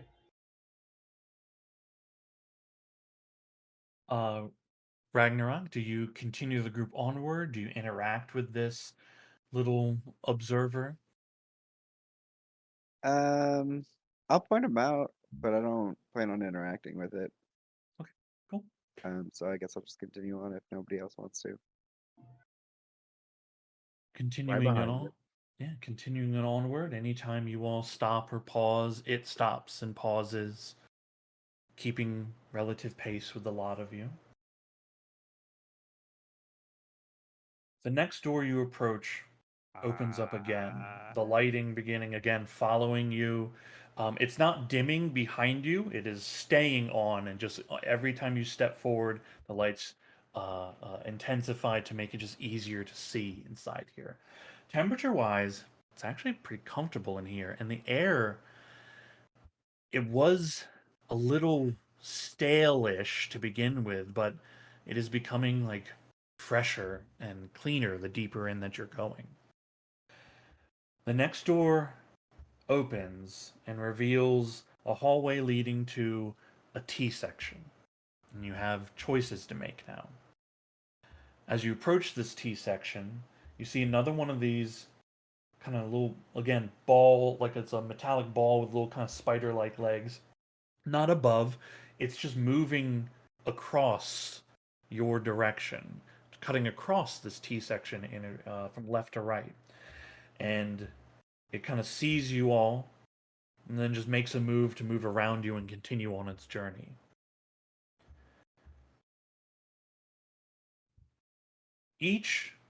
Above each hallway you have, forward, left, and right, there are the first signs of any kind of symbols that you've seen here. But the symbols aren't immediately recognizable to anyone. You see a plaque with symbols on the left, plaque with symbols on the in front of you, to the north, and then a plaque with symbols to the right. What would you guys like to do? Do any of these symbols look like some of the symbols that we were seeing in the chamber of the all-knowing fucking thing? At the No. Yeah, they Okay. don't look like that. well, I guess more like in the style Better. of. Yeah, not like in the the Fountain of Knowledge. That had a very like far realmy, dangerous kind of look to it. Like looking at them hurt. This is just their symbols imprinted into the metal, but it's not immediately recognizable what they are or what they mean. Is there any like outreach of ancient arcana that may be able to glean information from them? Which one would you like to look at, Rainier? Start with left. Start with left. Okay, cool. What languages do you speak? I speak Celestial and Common. Celestial and Common. Okay, looking them over. certain exactly what these things are. There's some of it has like some of it's although it's like there's a thought in your head when you're looking at these of like there's something here that is familiar, but I can't formulate exactly what it is. Something about the shapes you've seen in your lifetime, but you don't know exactly why or what it is. I just try to put my hand to it, but barring that doing anything, say we pick a direction. Real quick, Ember Prime, what do you speak? Primordial and Dwarvish. I will take a look at whatever Rainier was looking at. Yeah, you have the same kind of sensation, right? Where it's like you don't immediately recognize these symbols. And it's clear that's not like arcane runic symbols. Like it's clear these are a language of some kind. And some of the shapes again have a familiarity, but it's nothing that you can immediately put together. I w- Yep. I'll add my Those are giant goblin definitely and Sylvan to it. symbols. Okay, giant goblin and Sylvan. Yeah, same kind of thing. What Like choices? you're they're very good choices. You like you're certain it's none of these languages, right? As you're trying to determine what is the meaning of these symbols here. It is a language. It almost seems like two separate languages, but it's no one is so far is able to make any headway here. If we do like an ancient arcana or history or something. The ancient arcana won't help with the language part of it, and the history won't due to the languages that you all speak so far. Can I throw deep about- speech at it? And let me just throw an Abyssal and Infernal while we're at it. Like we got the books covered, Abyssal and Infernal, yeah. Neither Abyssal nor Infernal. What languages do you speak, Firm, and what language do you speak, Ragnar? Celestial, Common, and Deep Speech. Okay, Yeah, I already said Abyssal and Infernal, so that didn't work Abyssal out. and Infernal. Okay. Firm, you don't know Elvish? No, not with Firm. No, Firm didn't take that. Firm on Celestial and Deep Speech. He was trying to run pockets. All right. Okay. Okay, very good, very good. The only one who knew like a What fuck you're ton of languages saying was is Layla's. we have to. Damn it! Yeah. I was about to make the joke of we've got to murder Firm, so that Johnson has to play Layla. Play Layla. That's what I'm hearing. And you could just call Layla's and see where he's at. Okay. Looking at these as a group, you're all trying to determine what meaning. It's this is the first of any kind of language here. It's purposeful. Having no luck, you actually hear Cal is kind of like with a bored kind of countenance is like, well, I mean that's clearly Elvish right there. I mean Excuse me. it's not exactly Elvish, but the shapes are similar. Well, we don't have an elf. And it says. Oh yeah, rich people learn that. That's a rich people language. Some rich people do learn this. Okay, let's see how good Cal does. He gets to roll with advantage. That's a nat 20. Yeah. Maybe. Okay. You see he steps up and kind of cranes his neck a bit to look at it. And he begins sounding out words and phrases. And it's like he's attempting to read this. And he's like, this is barely Elvish, all right? And on the left-hand side, he's like, well, I can only make out the top line. I don't know what this bottom line is. The left side seems to be indicating power and maintenance. Straight ahead seems to read Prime Pomerancy. And to the right is.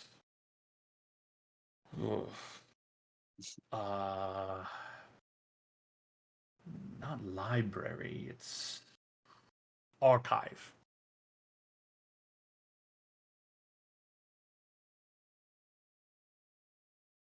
I say archive. Normally I would suggest it, but well, Cal can weed, kind of. That's such a fair point. We're gonna hold disadvantage, right? Oh, my vote is archive. All right, archives it is. Let's do this. All right, what were the other ones? I blanked. No, you're good. Maintenance and- Left, yeah, maintenance and power is the left. Okay. Direct ahead is prime commerancy. Which That. I don't even know the that meaning of that word in normal terms. that is an SAT word for sure. Now I gotta go look that shit up. 1 second. And to the right is archive. Feel like that's fair for the wizard, not for my 11 cleric homeschool or 11 intelligence homeschooled cleric. Commorancy is a dwelling place, the usual temporary residence in a place. So like a barracks. Yes, it was quite literally. That's where they went to sleep. Why didn't they just? Well, you know what? They're being high. fancy. They're high maintenance. Yeah, I agree. Archive. Figure out what's going on. What this is. What if we shut the power off to the dread lookout and the monolith turns off? Taking the right-hand path, the door opens as you make your approach. The little observer ball following your direction. You know, so he doesn't have to walk. Can I reach down and try to like put him on my shoulder? It's above on the ceiling. Oh, can I reach up to put him on my shoulder? Give his You have little to- legs a break. You gotta do a little jump, and then you'll need to make a sleight of hand check to try to grab it. Yeah, I'm good at those.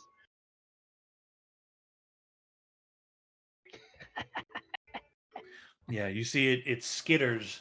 Just make a few attempts, and each time it just skitters left, just outside of your reach. Hey, why are you tracking us? Hmm? No, nothing. Okay. I To mean, archives. do we want to talk with it? Because, Can we? well, I've got magic for that. You're right. So, mean, yes. It may, I guess. Yeah, it'd be helpful, wouldn't it? I will Yeah. cast tongues on myself. We don't Okay. know that it can speak, but on the other hand, if it can, that's. If it speaks a language, it might be able to understand me. But Okay. yeah, I'll cast Do I tongues still on have myself. that prepared? I'll Okay. look Sure up at it. Hello there. And you Can see ya- it like twitches. It is definitely like observing you right now. Can you understand what I'm saying now? You see its eye kind of move a little bit. Makes no real like discernible response.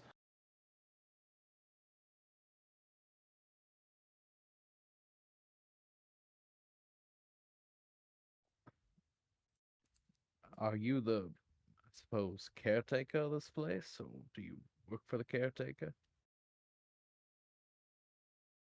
You see its form rotate a little bit as it looks around to each of you and then looks back to you again. Again, like it's obviously watching all of you, but it's not making any sort of response. It doesn't seem to be attempting to communicate or converse in any way. If you are willing to respond, or you are capable of doing so, respond in the affirmative by, I suppose, tapping one of your legs. You see it makes no movement.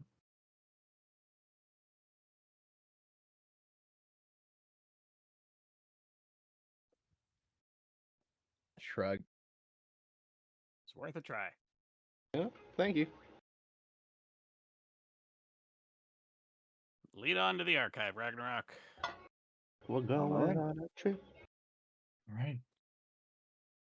Following this section inside here, the lights again illuminating as you pass through, you can feel a subtle vibration every now and then, like under your feet, in the walling, on the handrails, should you use them. A repetitive every 90 seconds or so. Very soft, very subtle.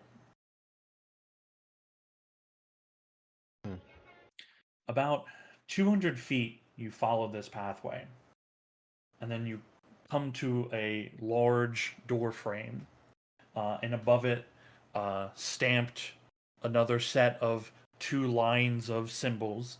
And Cal again points out that the top one is archives. Stepping towards the door opens up, revealing a large room beyond. It's roughly about a 40 by 40 space here.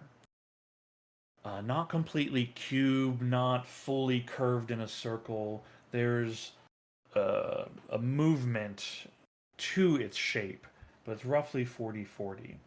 You see there are tall columns of look to be some kind of like advanced ciphers, each one roughly about 10 foot tall, and another one stacked on top with all manner of different lighting on them.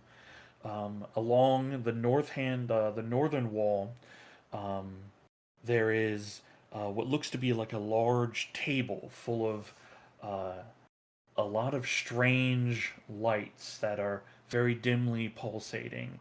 And in the center of this table, which is about 15 feet or so in length, about 4 feet wide, you see for some of you, a similar sight. You see, hovering about the size of a basketball, what looks to be a orb of silvery liquid metal. What the fuck is that?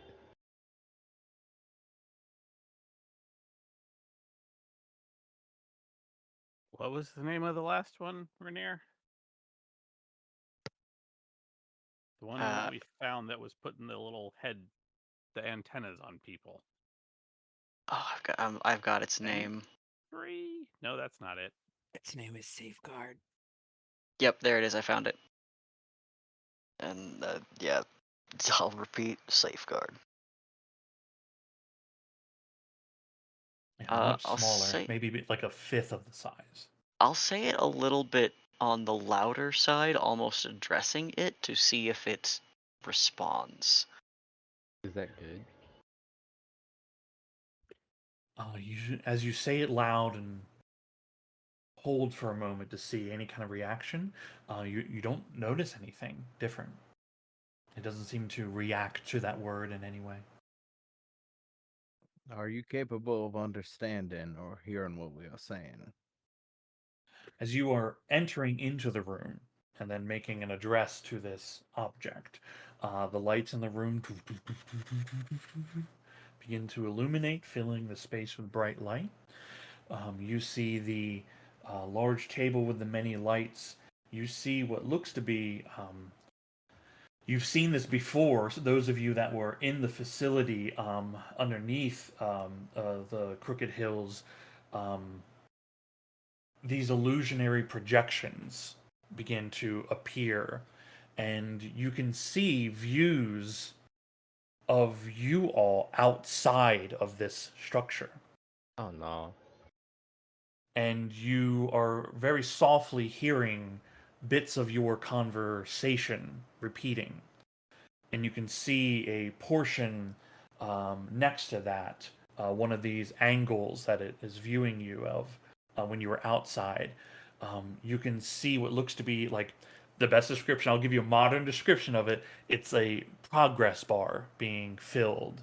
And you can certainly recognize well, I don't know if you recognize these symbols, but it is a progress bar filling with a percentage ticking upwards.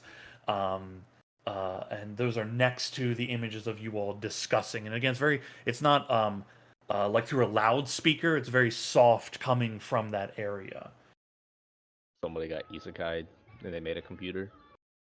Is there only one percentage bar, or is there some for like each person?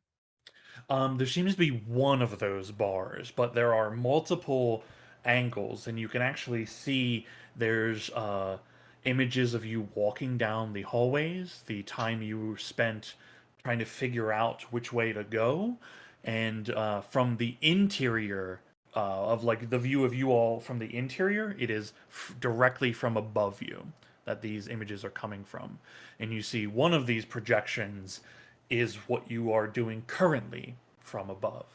My And dumb if ass you- just looked up. looking looking up, you can see that same construct looking down at you. I mean, I guess we'd know the concept of something filling up. Like a thing goes from empty to full, right? Yeah, potentially. I guess that's the closest thing we'd have to relay to this.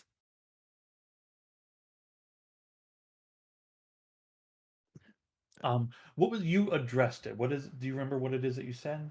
I said, "Are you capable of understanding what we are saying?" You hear a response that is coming from the silvery orb, and you see its surface ripple as the sound comes from it. Tongues. When you speak, any creature that knows at least language can hear the target and understand it. But you don't understand them? I understand any spoken language that I hear, Yeah, it's the as long first as it is. Oh, spoken. sorry, the first. Yeah. I was like, Yeah, where I am can't understand written languages, but anything that's said out loud. Okay, cool. There is a series of enunciations that, to the rest of you, are very abnormal, but have a sort of similarity to it. There's almost a sing-song nature. Again, something that you've heard before. Almost elvish. Zal, it's translated to you, and you can hear it say, "Yes, I understand you. I'm currently compiling a language algorithm so that I may speak, and you may understand me as well." Oh shit. Oh, would it help if we converse then? And right now, my current speech might not be helpful to you, as you are capable of understanding what I'm saying through magic. But I've been recording your languages for some time now. I am close to completing the language algorithm. It should only take a few additional moments. yeah, I'm saying all that in common, so I guess technically everybody can also hear, like, understand everything I'm saying. I'm not Hmm. speaking in a different language. Cool. Yeah, then you all hear his side of the conversation. All right. This. So, do you have a name? Are you an individual, or are you a? I am the overseer of the Prime Commorancy. All right. This is the overseer of the Prime Commorancy. You can see that progress bar is about 3/4 of the way done. That's a house. That's a bed. It is working on putting together. I think it's trying to decipher our language. Oh, okay. That I don't know what to call that thing. Filling up. It should be done soon, I suppose. You all watch as the final little bits of the bar are filled in and complete. There's a soft blue glow that comes from within, and then that portion, that display disappears. And as the silvery liquid metal ball ripples in its speech, it speaks out in common as you understand it, and it says, Welcome. Can you understand me? Hell yeah. Hi.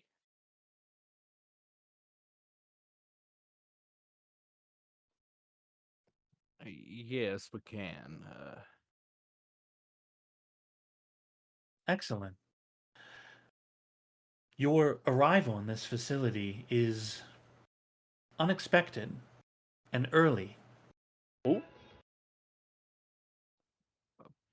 Early relative to what precisely? Hold on. How can it be both unexpected and early? If we're early, then you expected us. Maybe it's unexpectedly early.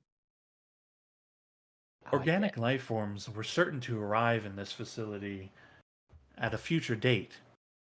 However, this facility is not meant to activate for another 2,000 cycles. 2,000 Hold on. cycles. What? Days? And why is that?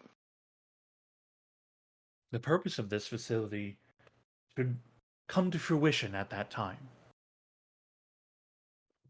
But What? what's the purpose?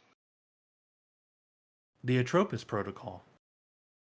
This facility was built to combat the threat that Atropos would bring to this world, but that is not due to occur for another 2,000 cycles. Thus, your arrival is unexpected but early. Cycles are days, right? This is for How- masking. How do you measure a? Yeah. How do you Hold measure? on, I a just want cycle? Atropos. That's the thing. She's looking at Ragnarok. That's the thing. That's the thing. That's the thing. Okay. Wait, what Okay. thing? The thing with the children. That's the thing. The thing we It's what don't the want. children of the dark side want to bring forth. I might not have been here for that session. Yes, Oh, understood. Overseer, are you familiar with the term the blood moon? Is this a known thing to you? There's like a pause, and then the ripples run across its surface as it says, I'm unfamiliar with this exact phrase. Can you please provide context? You say, and could you explain what entropus is exactly? Twelpus. The Atropos is a threat that will come to this world. The Vol who constructed this facility foresaw the impending doom that would come in the future, long after their civilization would have faded. Atropos is a world born dead.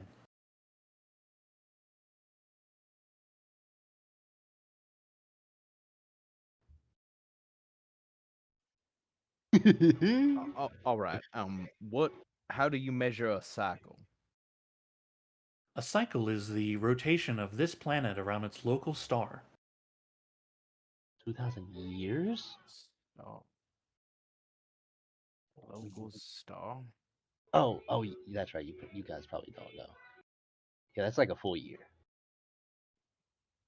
Sean, when you said the Atropos is a world born dead, World Correct. born dead. Yeah, that was the phrase used.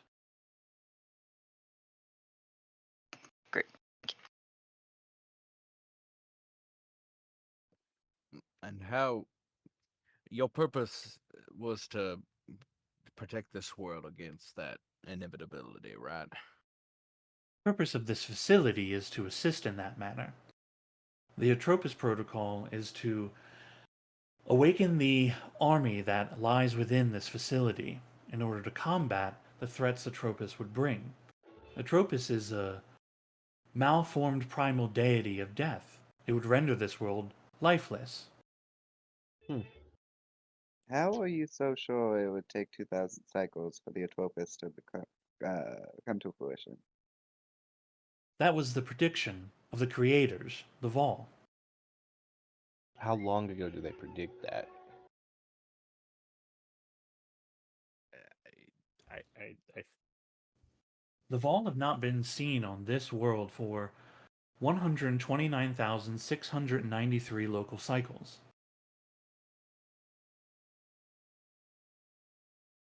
Date. Okay. What happens if the Atropos comes earlier than the 2,000 cycles? Do you get Mhm. activated then, or do you wait the full 2,000? What would cause the Atropos to arrive early? The machinations of men. Yeah, we think there might be a group trying to bring it early. They've started somewhat. Well, that would spell doom for many of you. Oh, But would you activate, or would you remain a nerd until 2,000 cycles have This expired? facility is not designed to activate for another 2,000 cycles. However, early activation can be initiated once one installs the Ithildenora. Okay, I'm going to So- ask the obvious question. What's that?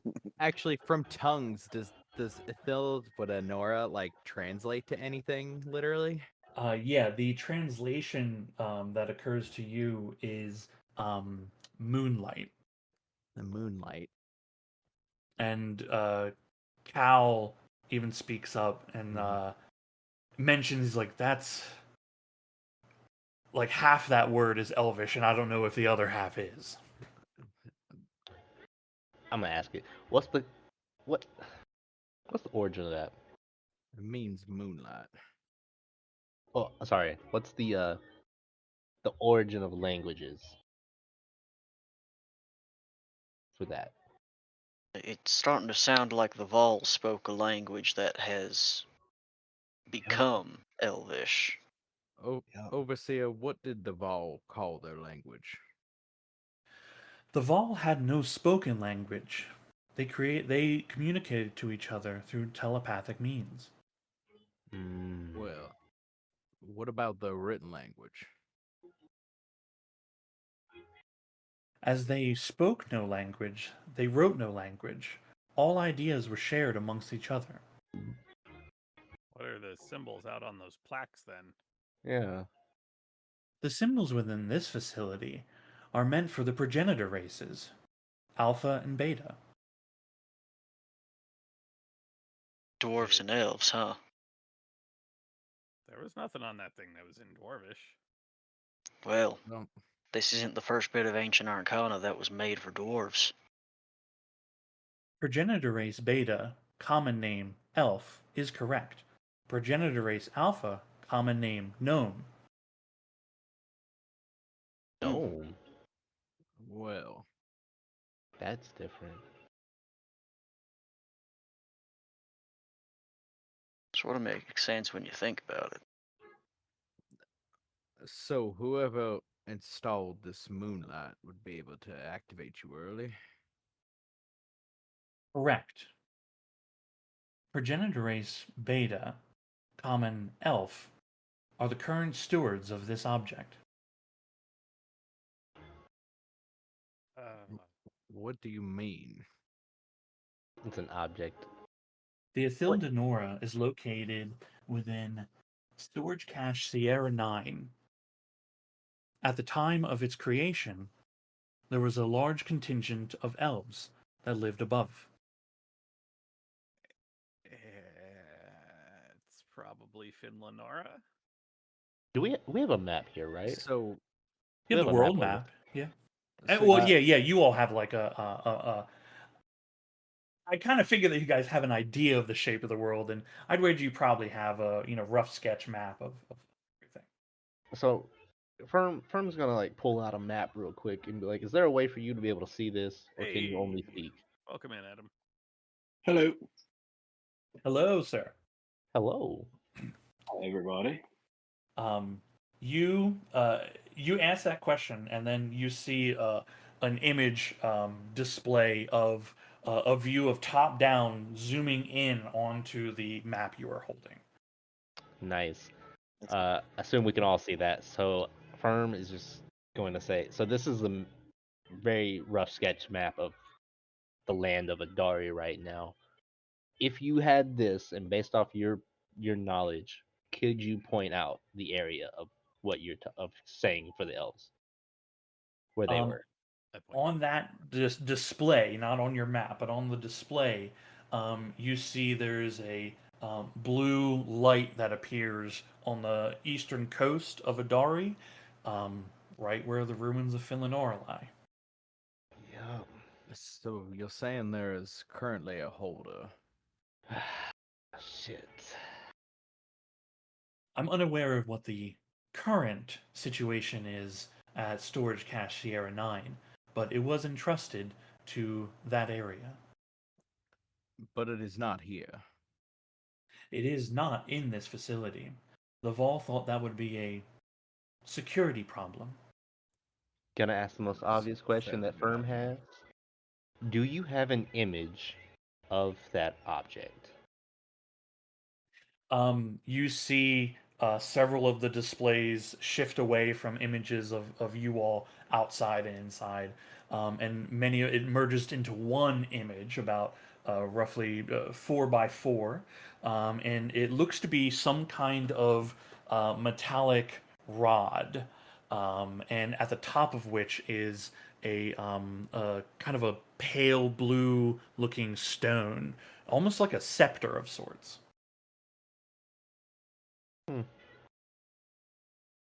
And whoever holds this can activate this protocol. Whoever holds the sorry, this is it's an actual elven word. The Ithildenora. I will also put that into the chat so you all see how silly it is. The Ithildenora can activate this facility completely and also control what lies within. Oh shit.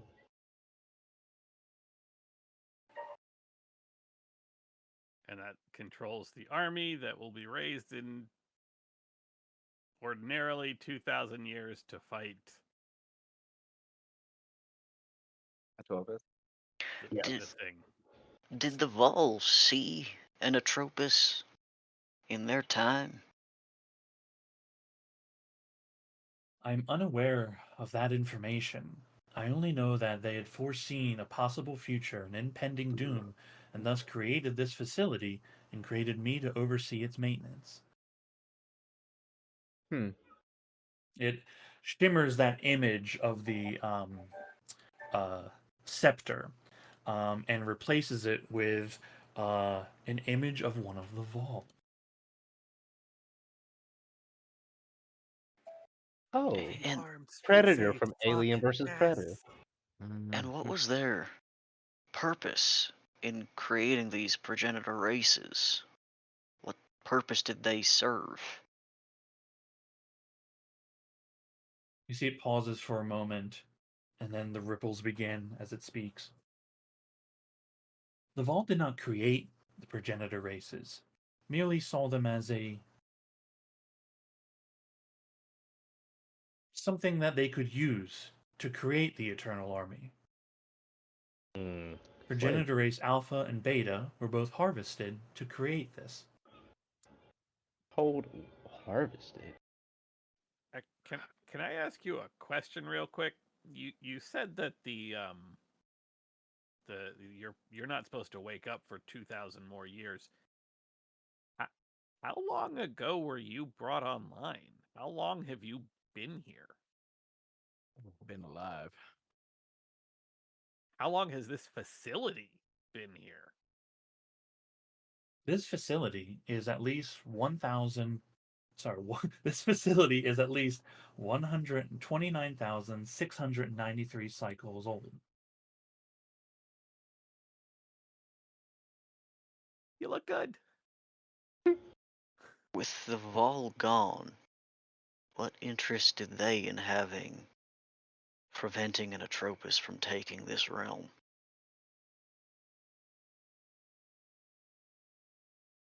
Their motivations are unknown to me. But they built this for a purpose, and built the Eternal Army to protect this world, and build me to make sure its maintenance would last until it was required. Upon the command and activation of this Eternal Army, there be any need for further filling of their ranks? And will that be part of your protocol should you be active?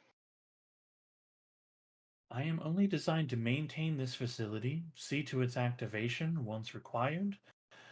Although some of the mechanisms to create are present in this facility, the knowledge to do so is not. So whatever is within here is all that there is. All that stands between this world and certain doom. How many? Mm-hmm. 50,000 pods are in stasis currently. Correction. 49,999 pods are in active stasis. Where's the one? Is the head that you've got, is that the last one, Firm? Holds it up. You see the image kind of zooms in on the head, which is the glow is dimming very greatly at this point. Oh yeah. Zooms in on the head, and you see a log come up on screen. However, it is not in a language any of you can read, but you can see that it's like showing a list of things and stops on one. And it highlights for a moment, and then you hear the overseer speak out loud.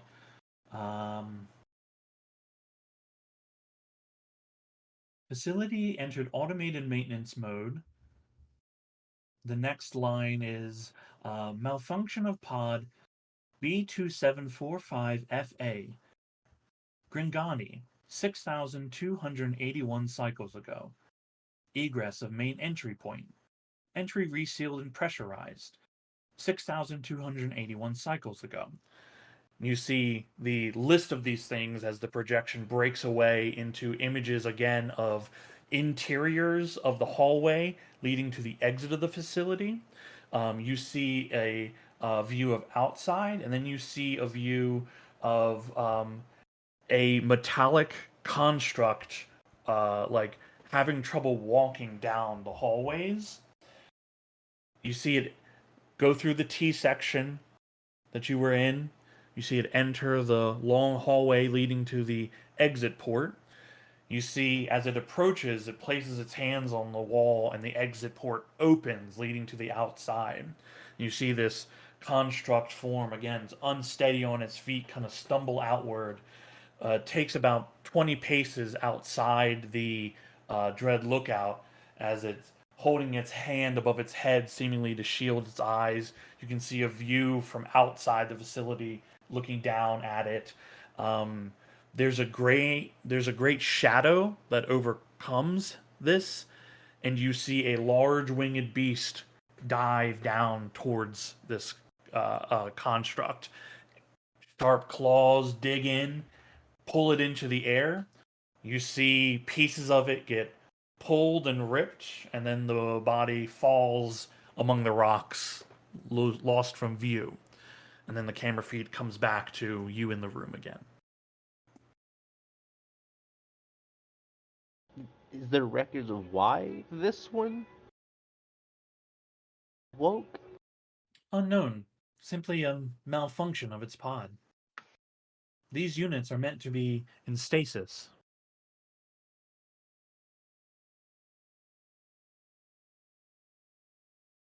Fair enough. How many rooms are there in this facility for visitors, I suppose? This facility is not designed for visitation or long-term stay. Its purpose is to house the Eternal Army, open up to allow them to exit, and combat their foe. So then after that, obviously can't predict the future. After that happens and they're all awoken and out, what does the facility do after that? Does it just shut down? The facility is designed to shut down, as its purpose would have been fulfilled. What happens to the Eternal Army is up to whoever holds the control of it. Got it. Well,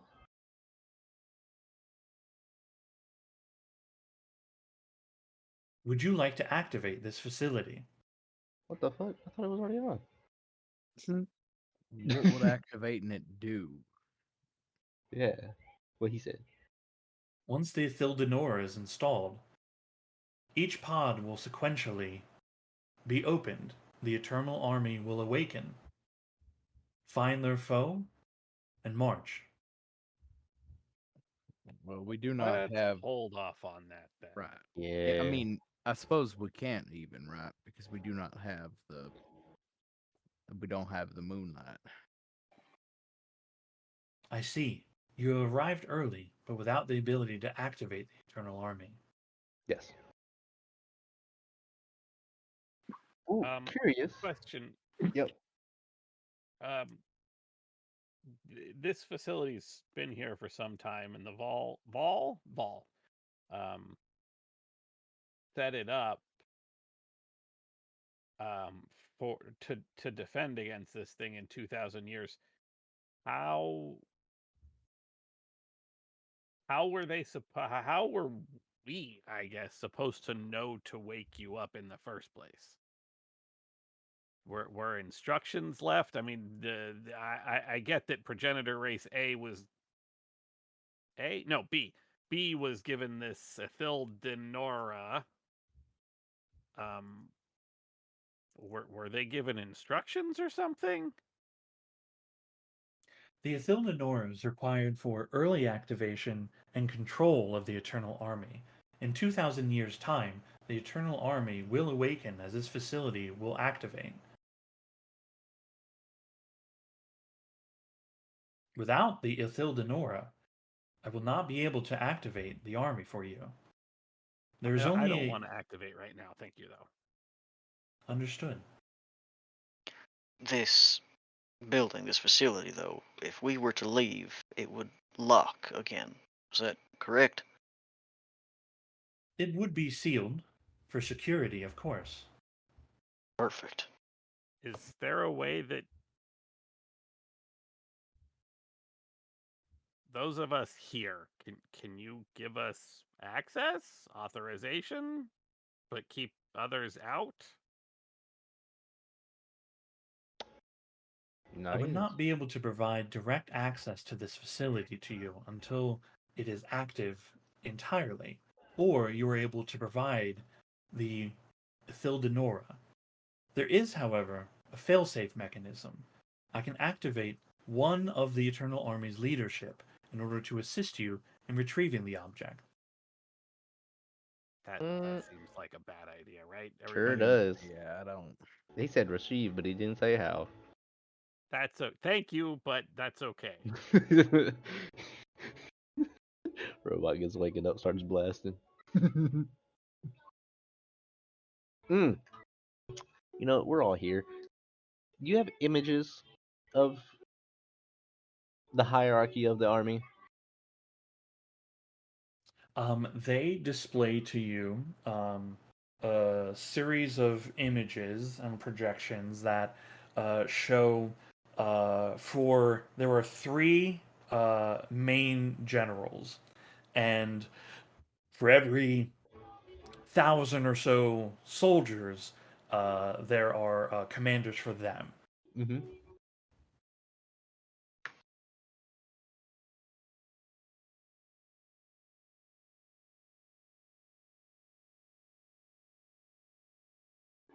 Got it. Huh. I guess lastly, aside from the army here, is there like an armory? Not an army, but an armory? There is an armory to provide weapons to the Eternal Army. Got it. Okay. So they don't come pre-equipped. They are proficient without weaponry.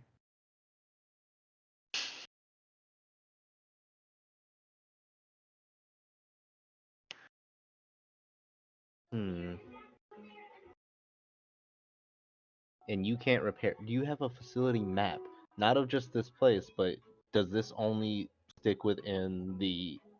We call this the Dread Lookout. But does this? Are there tunnels? I guess you could say that stretch across the land. it shows you like a kind of a rotating engineer document of the structure. And there are no tunnels that like extend underground or anything. But you do see that the structure does go down into the ground quite deep. It appears to be pulling energy geothermally. Okay, so this thing was never gonna stop. Got it. All right, well, Zol, like we agreed, we're not gonna.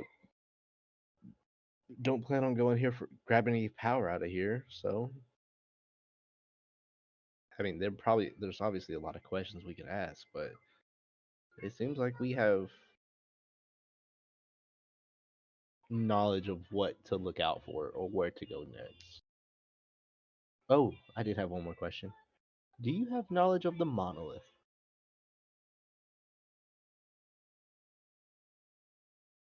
Limited information about the monolith is available. It was constructed by the Vol in order for them to achieve their ascension. Hmm.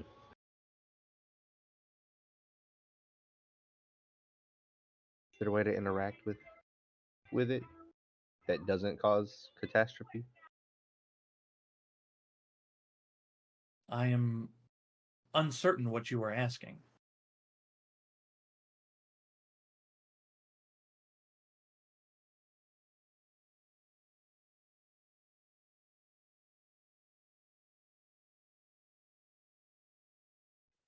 Beyond any further questions, I suppose, are we gonna explore this place while we're in here, or I don't feel like we should. Like we came for answers. We got answers. But I feel like if we go looking more now, we could potentially become enticed by things we could run across.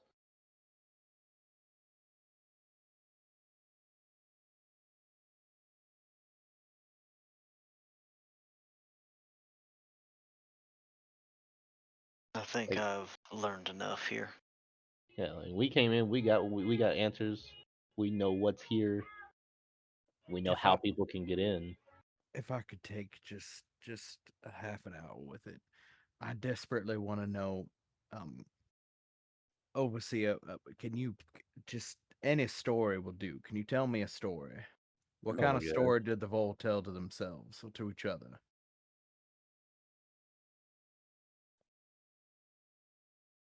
It considers this for a moment and says, I'm unsure I can construct a story for you, but I can tell you of them, that which is within our archive. I mean, what myths, legends, things they told each other to make sense of the world?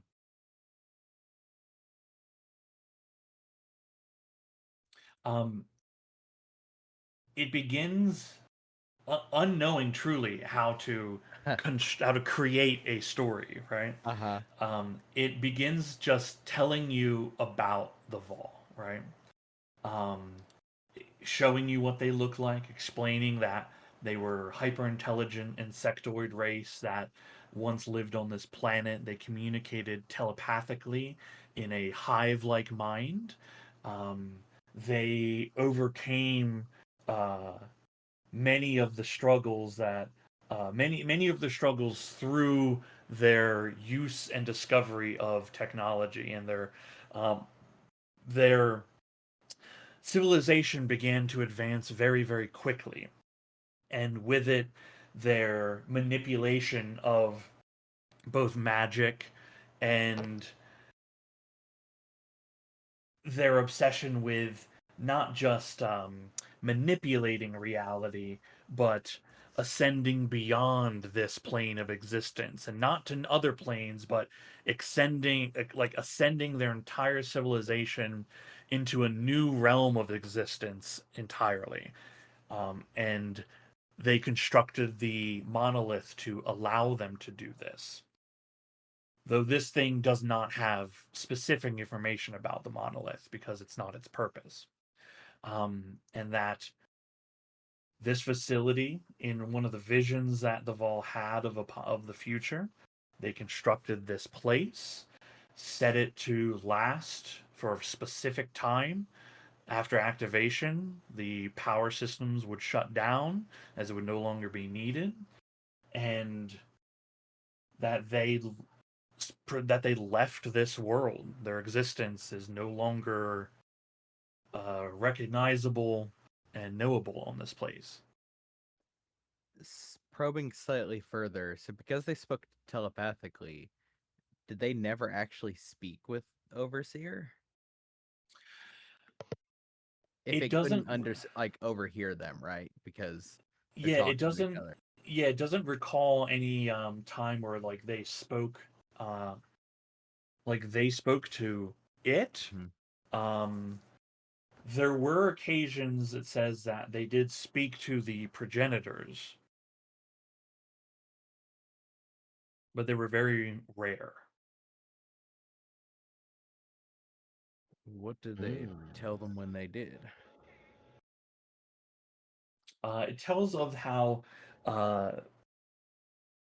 they told them that they were being selected for a great honor, and that they would, through their deeds, make sure that this world would survive a great evil, and that they would have immortality in exchange. That explains it. And each of these soldiers is one harvested individual, right? It affirms that for you. Oh, that's what it meant. Yeah, it says, in their great wisdom, the Vol trapped, sorry, not trapped. In their Yeah. great wisdom, the Vol tapped the recently emerging humanoid races to inhabit these machines. They would merge both soul and steel to create the ultimate warriors, an army no longer limited by the needs of the flesh, an army forged for war. Now given form and function, this eternal army would need to wait for the approaching shadow to come. They were each placed in stasis to awaken once the Ithilda Nora was activated. This would be the only sleep they would ever know. And the Vol did that, or you, as part of this facility, did? Did the actual transference into the metal bodies? The Vault is that. The Overseer's purpose is to maintain the facility once it was constructed. They, through your discussions, you discover they control the little various small constructs that go about doing and performing the actual maintenance throughout the entire facility. So its purpose is just to run the place. It didn't build or make anything. It doesn't make anything. Okay, I'm not sure. Okay. I, what I'm really asking is, can that process that turns them into these things still be done? Is that a part of this facility? Not necessarily you as the overseer, but a part of this facility. As was previously mentioned by it, parts of that function are here, but the knowledge to do so is not within the archive. The Vol are the ones who knew how to do that. Got it. So the hypothetical is maybe if someone were to mess around long enough, then possibly. But they'd have It's to. also not going to start auto recruiting either. Yeah. It's not like the Safeguard where it had like the ability to attempt to manipulate and change things. This thing, like, it just keeps the lights on. Yeah. No surgical suite here. Well, there's a mechanic. No shop. surgeons here. No surgeons here, but the mechanic shop is partially available. Nice. That map I gave you can you mark, based off what you have and what you see, any other locations that the Vol may have built, or any other objects that have like a set point. You see that on the map, far to the northwest, in the icy reaches, there's another blue light that appears and pings up there. There's an additional storage cache up in that area as well, though it is not maintained by anyone or anything. Are there records of what was there? Pauses for a moment, and then the ripples run across as it speaks. I'm unaware of the. I'm thinking it's not container contents. I'm unaware of the contents within that cache. I'm so curious because I want to ask about the cube, but I didn't have Firm when we found the cube. I don't believe. I think I had Layla's. No, we had Firm. Yeah. No, Where you no, think it was the cube was a very long time ago. Yeah. That was Yeah. Layla's. yeah, where you think the cube like would be on the map, it does not light up. Damn it. Yeah, it's not theirs. Okay, so here and up north to the west, got it. I guess it would also light where the monolith is because it's aware of it. That makes sense. That's so terrifying. Love it. Is it Oh. just the one monolith? That is a valid question.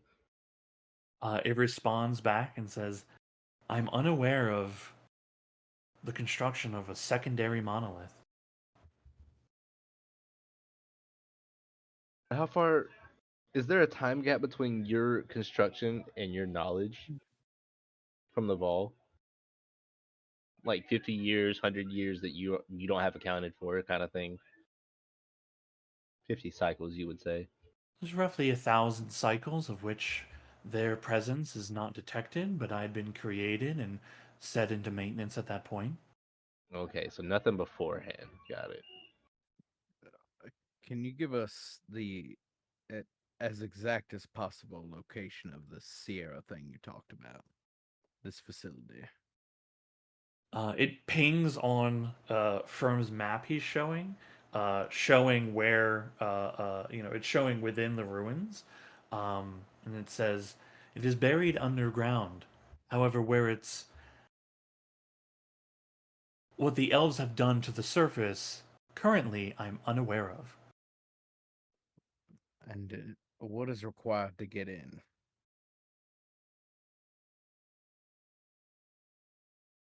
Another question. Hold on just a moment. It responds back and says, I'm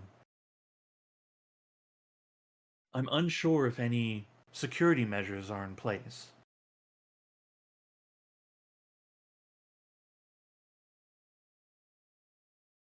What was it? Oh, would we as characters, the place that it's pinging, be the same place when we pulled up on Umeli and got teleported to modern day New York? No. That's far to the north. Okay.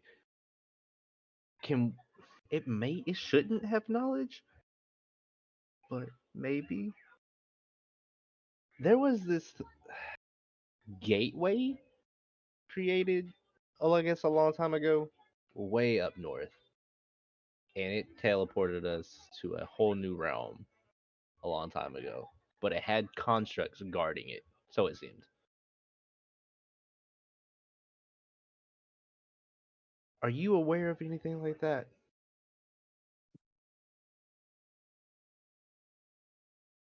I don't know of any specific gates to the north. As for constructs, it could be the lost member of the Eternal Army, though I'm unsure where their current whereabouts are. Talking about Is the this not head that them? I'm holding? Yeah, Yeah.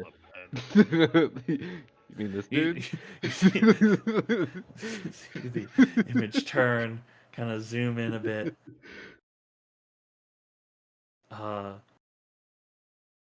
It ripples out and says, "That is reminiscent of the Grangani model.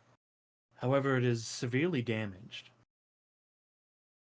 Well, not to be the obvious, you gave us, I, you gave us this video where this mechanism walked out, got grabbed by a giant thing with wings, and then presumably dropped. You're pretty intelligent. I feel like this could be that. There's a strong correlation, I agree. I'm gonna hold up the machine mask and say, "Does this Oh. look familiar in any way?" The observer looks towards it. It appears to be some type of advanced technology. But not Vol. Zooms in a little further. It has some recognizable functions. Possibly. Do we have any ciphers on us? A bunch of them. Oh, okay. I don't have any, so I don't know. If somebody who has one holds one up, did the Vol make these?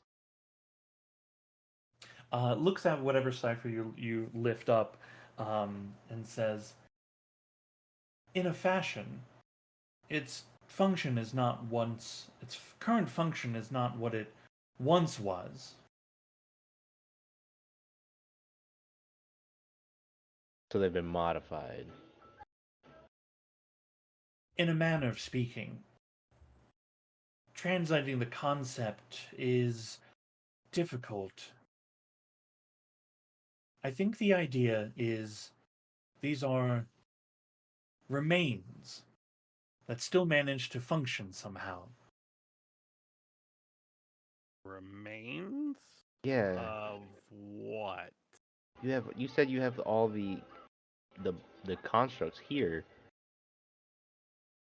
This facility houses the Eternal Army, correct. However, the Vol made many objects to ease their life, power their industry. You seem to be carrying remnants of some of these devices, though their function has certainly changed somewhat. I believe the concept is trash. Oh my god. Was there a main? So the Vol used to live here. Was there an area they mainly occupied? It shows like like it superimposes your map, and the map just fills in with the blue color. But there was no main area. Got it. Like you said they spoke telepathically, so like a hive, but there was no queen. No queen. Hmm. Their decisions were made by the group. Damn, they can function pretty well. The ability to the ability to communicate ideas and concepts in an instant allows for fast advancement of your society. That's true. Okay.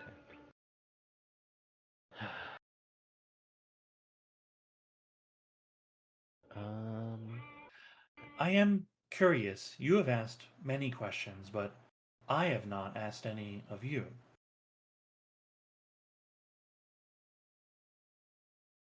Shoot, go for it. You are here early, but you do not have the ability to activate this facility.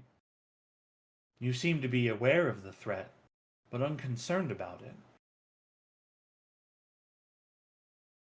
You showed hesitation and stress when the idea of the world-born dead was brought up. Analysis showed it was not a complete surprise. If you are here early, is the threat here early?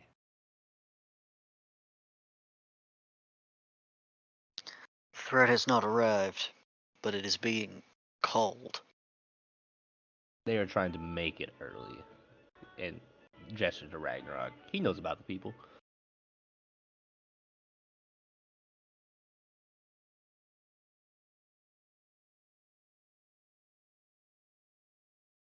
If it is coming, you should activate the Eternal Army. Preemptively, is what you're suggesting? What other means of defending yourselves in this world do you have? The issue with that is it's an army. The people population here currently might take that as an act of threat, and they might try to defend against the army first.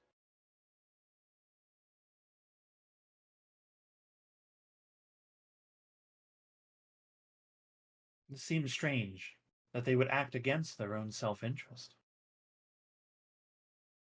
Not all the people here have knowledge of the impending threat of the Atropos. We have knowledge of it. We sort of stumbled across it.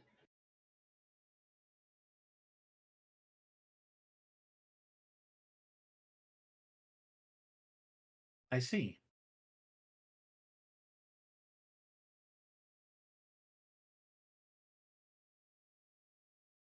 Well, this facility will activate in approximately 2,000 years, should your world still be here.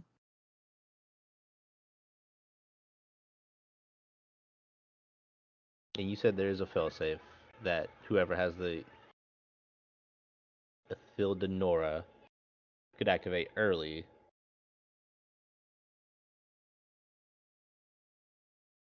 Correct. There is Doesn't sound also like- the possibility of allowing one of the leadership of the Eternal Army to come out of stasis to assist in that manner. Got it. Follow question. Do we have to be in here to communicate with you? Obviously, you were watching us from the front when we were at the door in the entrance. If we were to leave and something was to occur and we come back, we wouldn't be able to get in without the Ithildenora. Correct. We ask you from the outside to send said general or something. Without the Ithildenora, access will not be provided to the facility. Well, yes.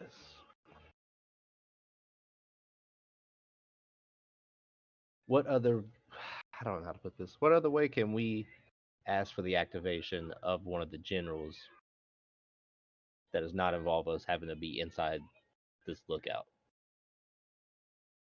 It is not possible to achieve this outside. You can either choose to do so currently, or you can come back with the Ithildenora. Got it.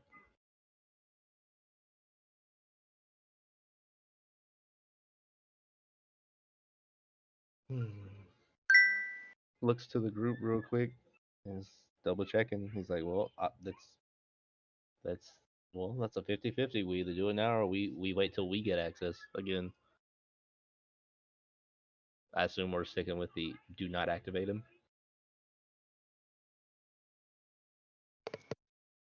Maybe we have that conversation outside.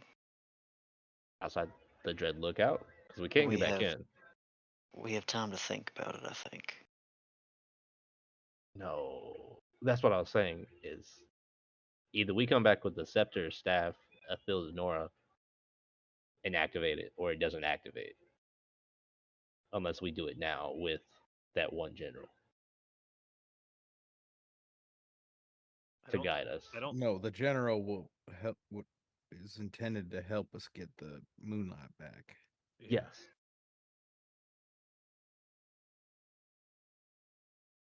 I'm just saying. Isn't that our next step, anyways? Yeah, that's my confusion here. Is from what I just understand, Sean just said is we can take the general now, or we don't get the general until we get the Athilda Nora ourselves. Correct. No, the general is for a different purpose, No, essentially. he has it right. Yeah. He has it right. Okay. It's the choice you have to make of do nothing, do these things, right? But you can't just choose at any time you want. Once you leave this place, you don't get to come back in until you have the object that lets you come back in again. So Firm's asking, do we want to take the general now and have the definitive? It can help us get to it, or do we want to do it ourselves and leave the general asleep? I wonder why we would leave the general asleep. Well, does the Because general answer? Does it answer to all orders, That's or does it act on its own volition? also there are people coming here who are going to be incredibly interested in that general if we wake him up. true. But all we know is that the Athilda Nora is supposedly at the ruins of Finland Nora. Yep. Strong chance it may not be there, given the time frame, and this general seems to be able to track it down. Can he? That's what I'm assuming. He said the general can guide us to the Athilda Nora. However, it does that, it's not known to me. Wait, can it actually like sense the thing, or does it just have the ability to move around and offer its assistance?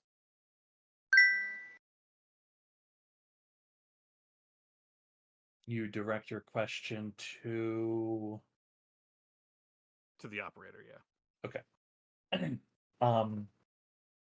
it responds back and says, the general of the Eternal Army would wish to retrieve the Athilda Nora to make sure that it is activated. It does not have they do not have an inherent ability to track this object, but they will have information to them provided while they were in stasis.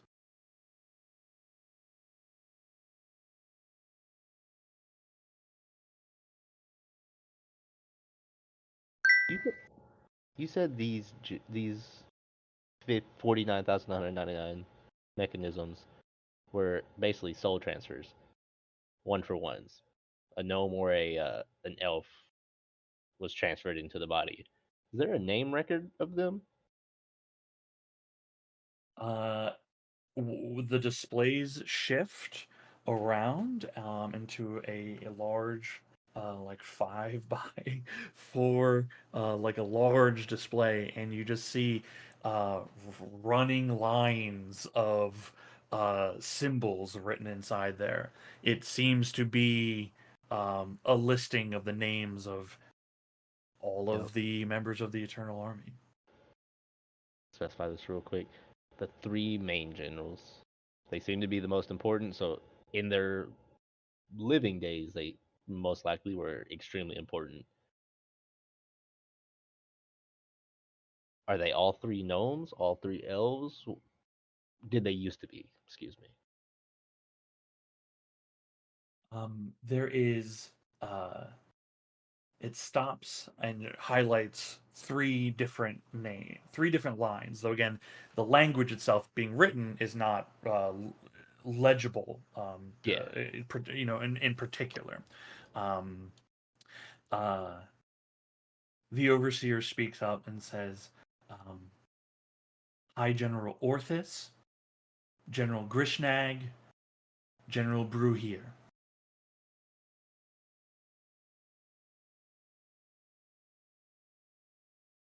General Orthis is progenitor race Alpha Gnome, and the other two are progenitor race Beta Elves. So there are probably elves around at that time that were really high importance. And then, can you put the names in the chat? Yeah.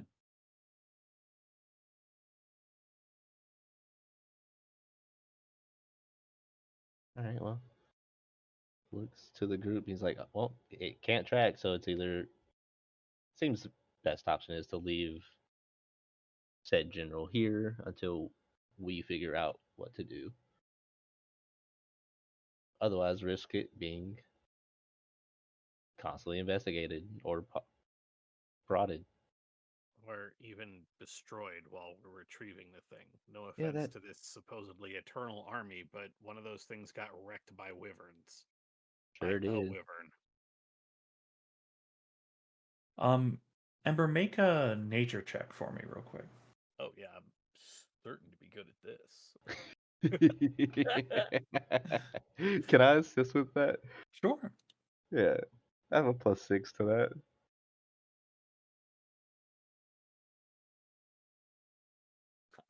I certainly don't.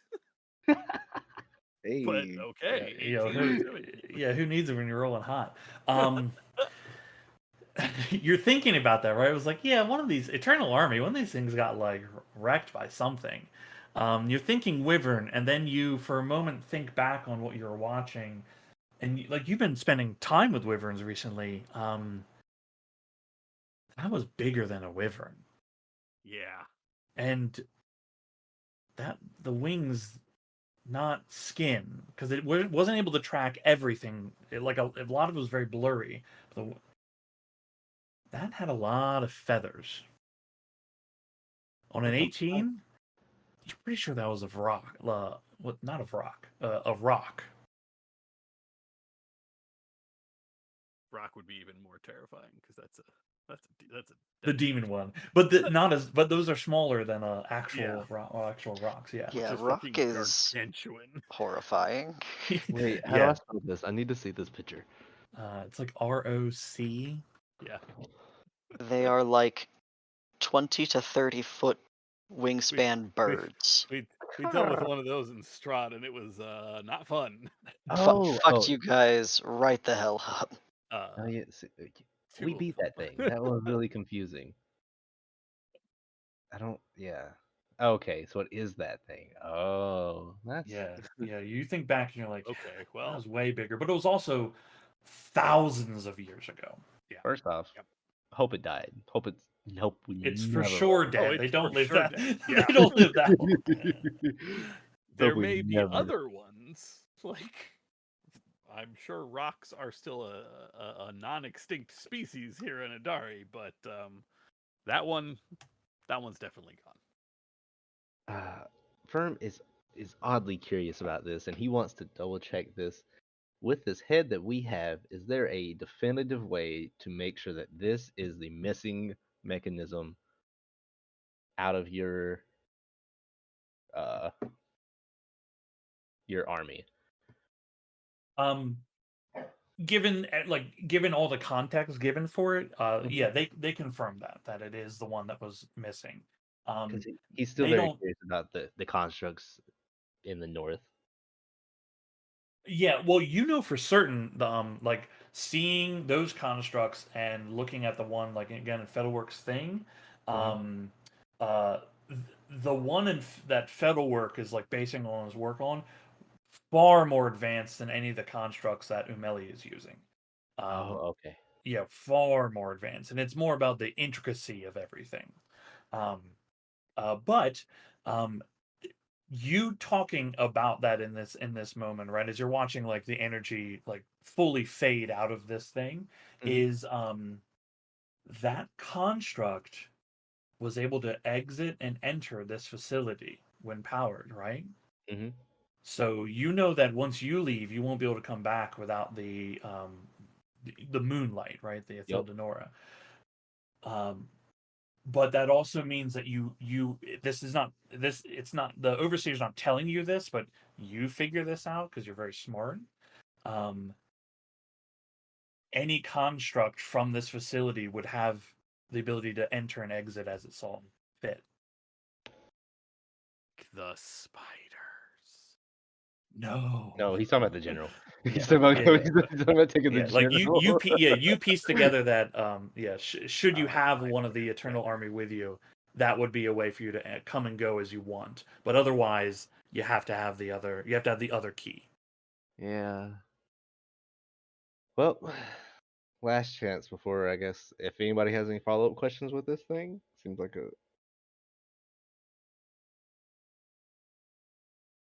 solid time to ask them.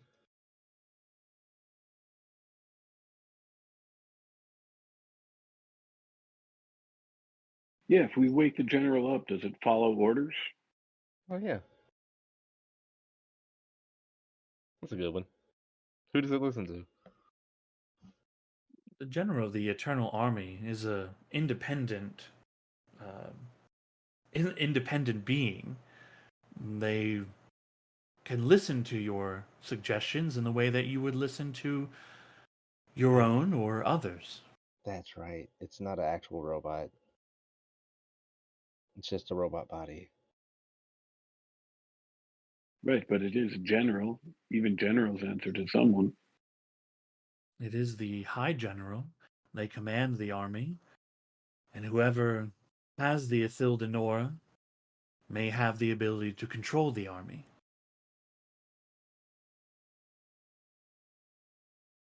Understood. Well, you guys. We got some stuff to think about. Last time he's gonna ask is, are we activating or not this general? We No. can decide. We don't have to decide now as long as we don't leave, right? Correct. So Looking we at can that stay in light. here for a little bit and just think this through. Looking at that light, the general may be our only way out of this place.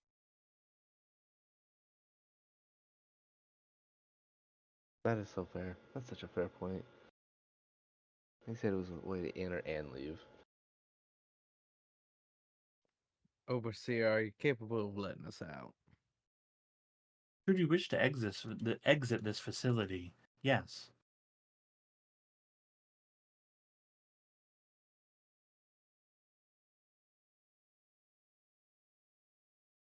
Hmm.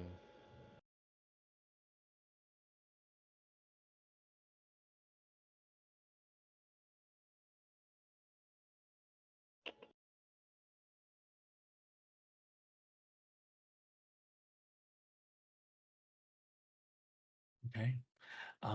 Just because it is past our normal end time, I'm gonna end us there, as you are in the archive, considering your options of how to proceed from here.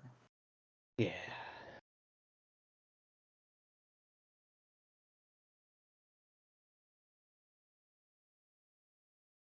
Okay, cool.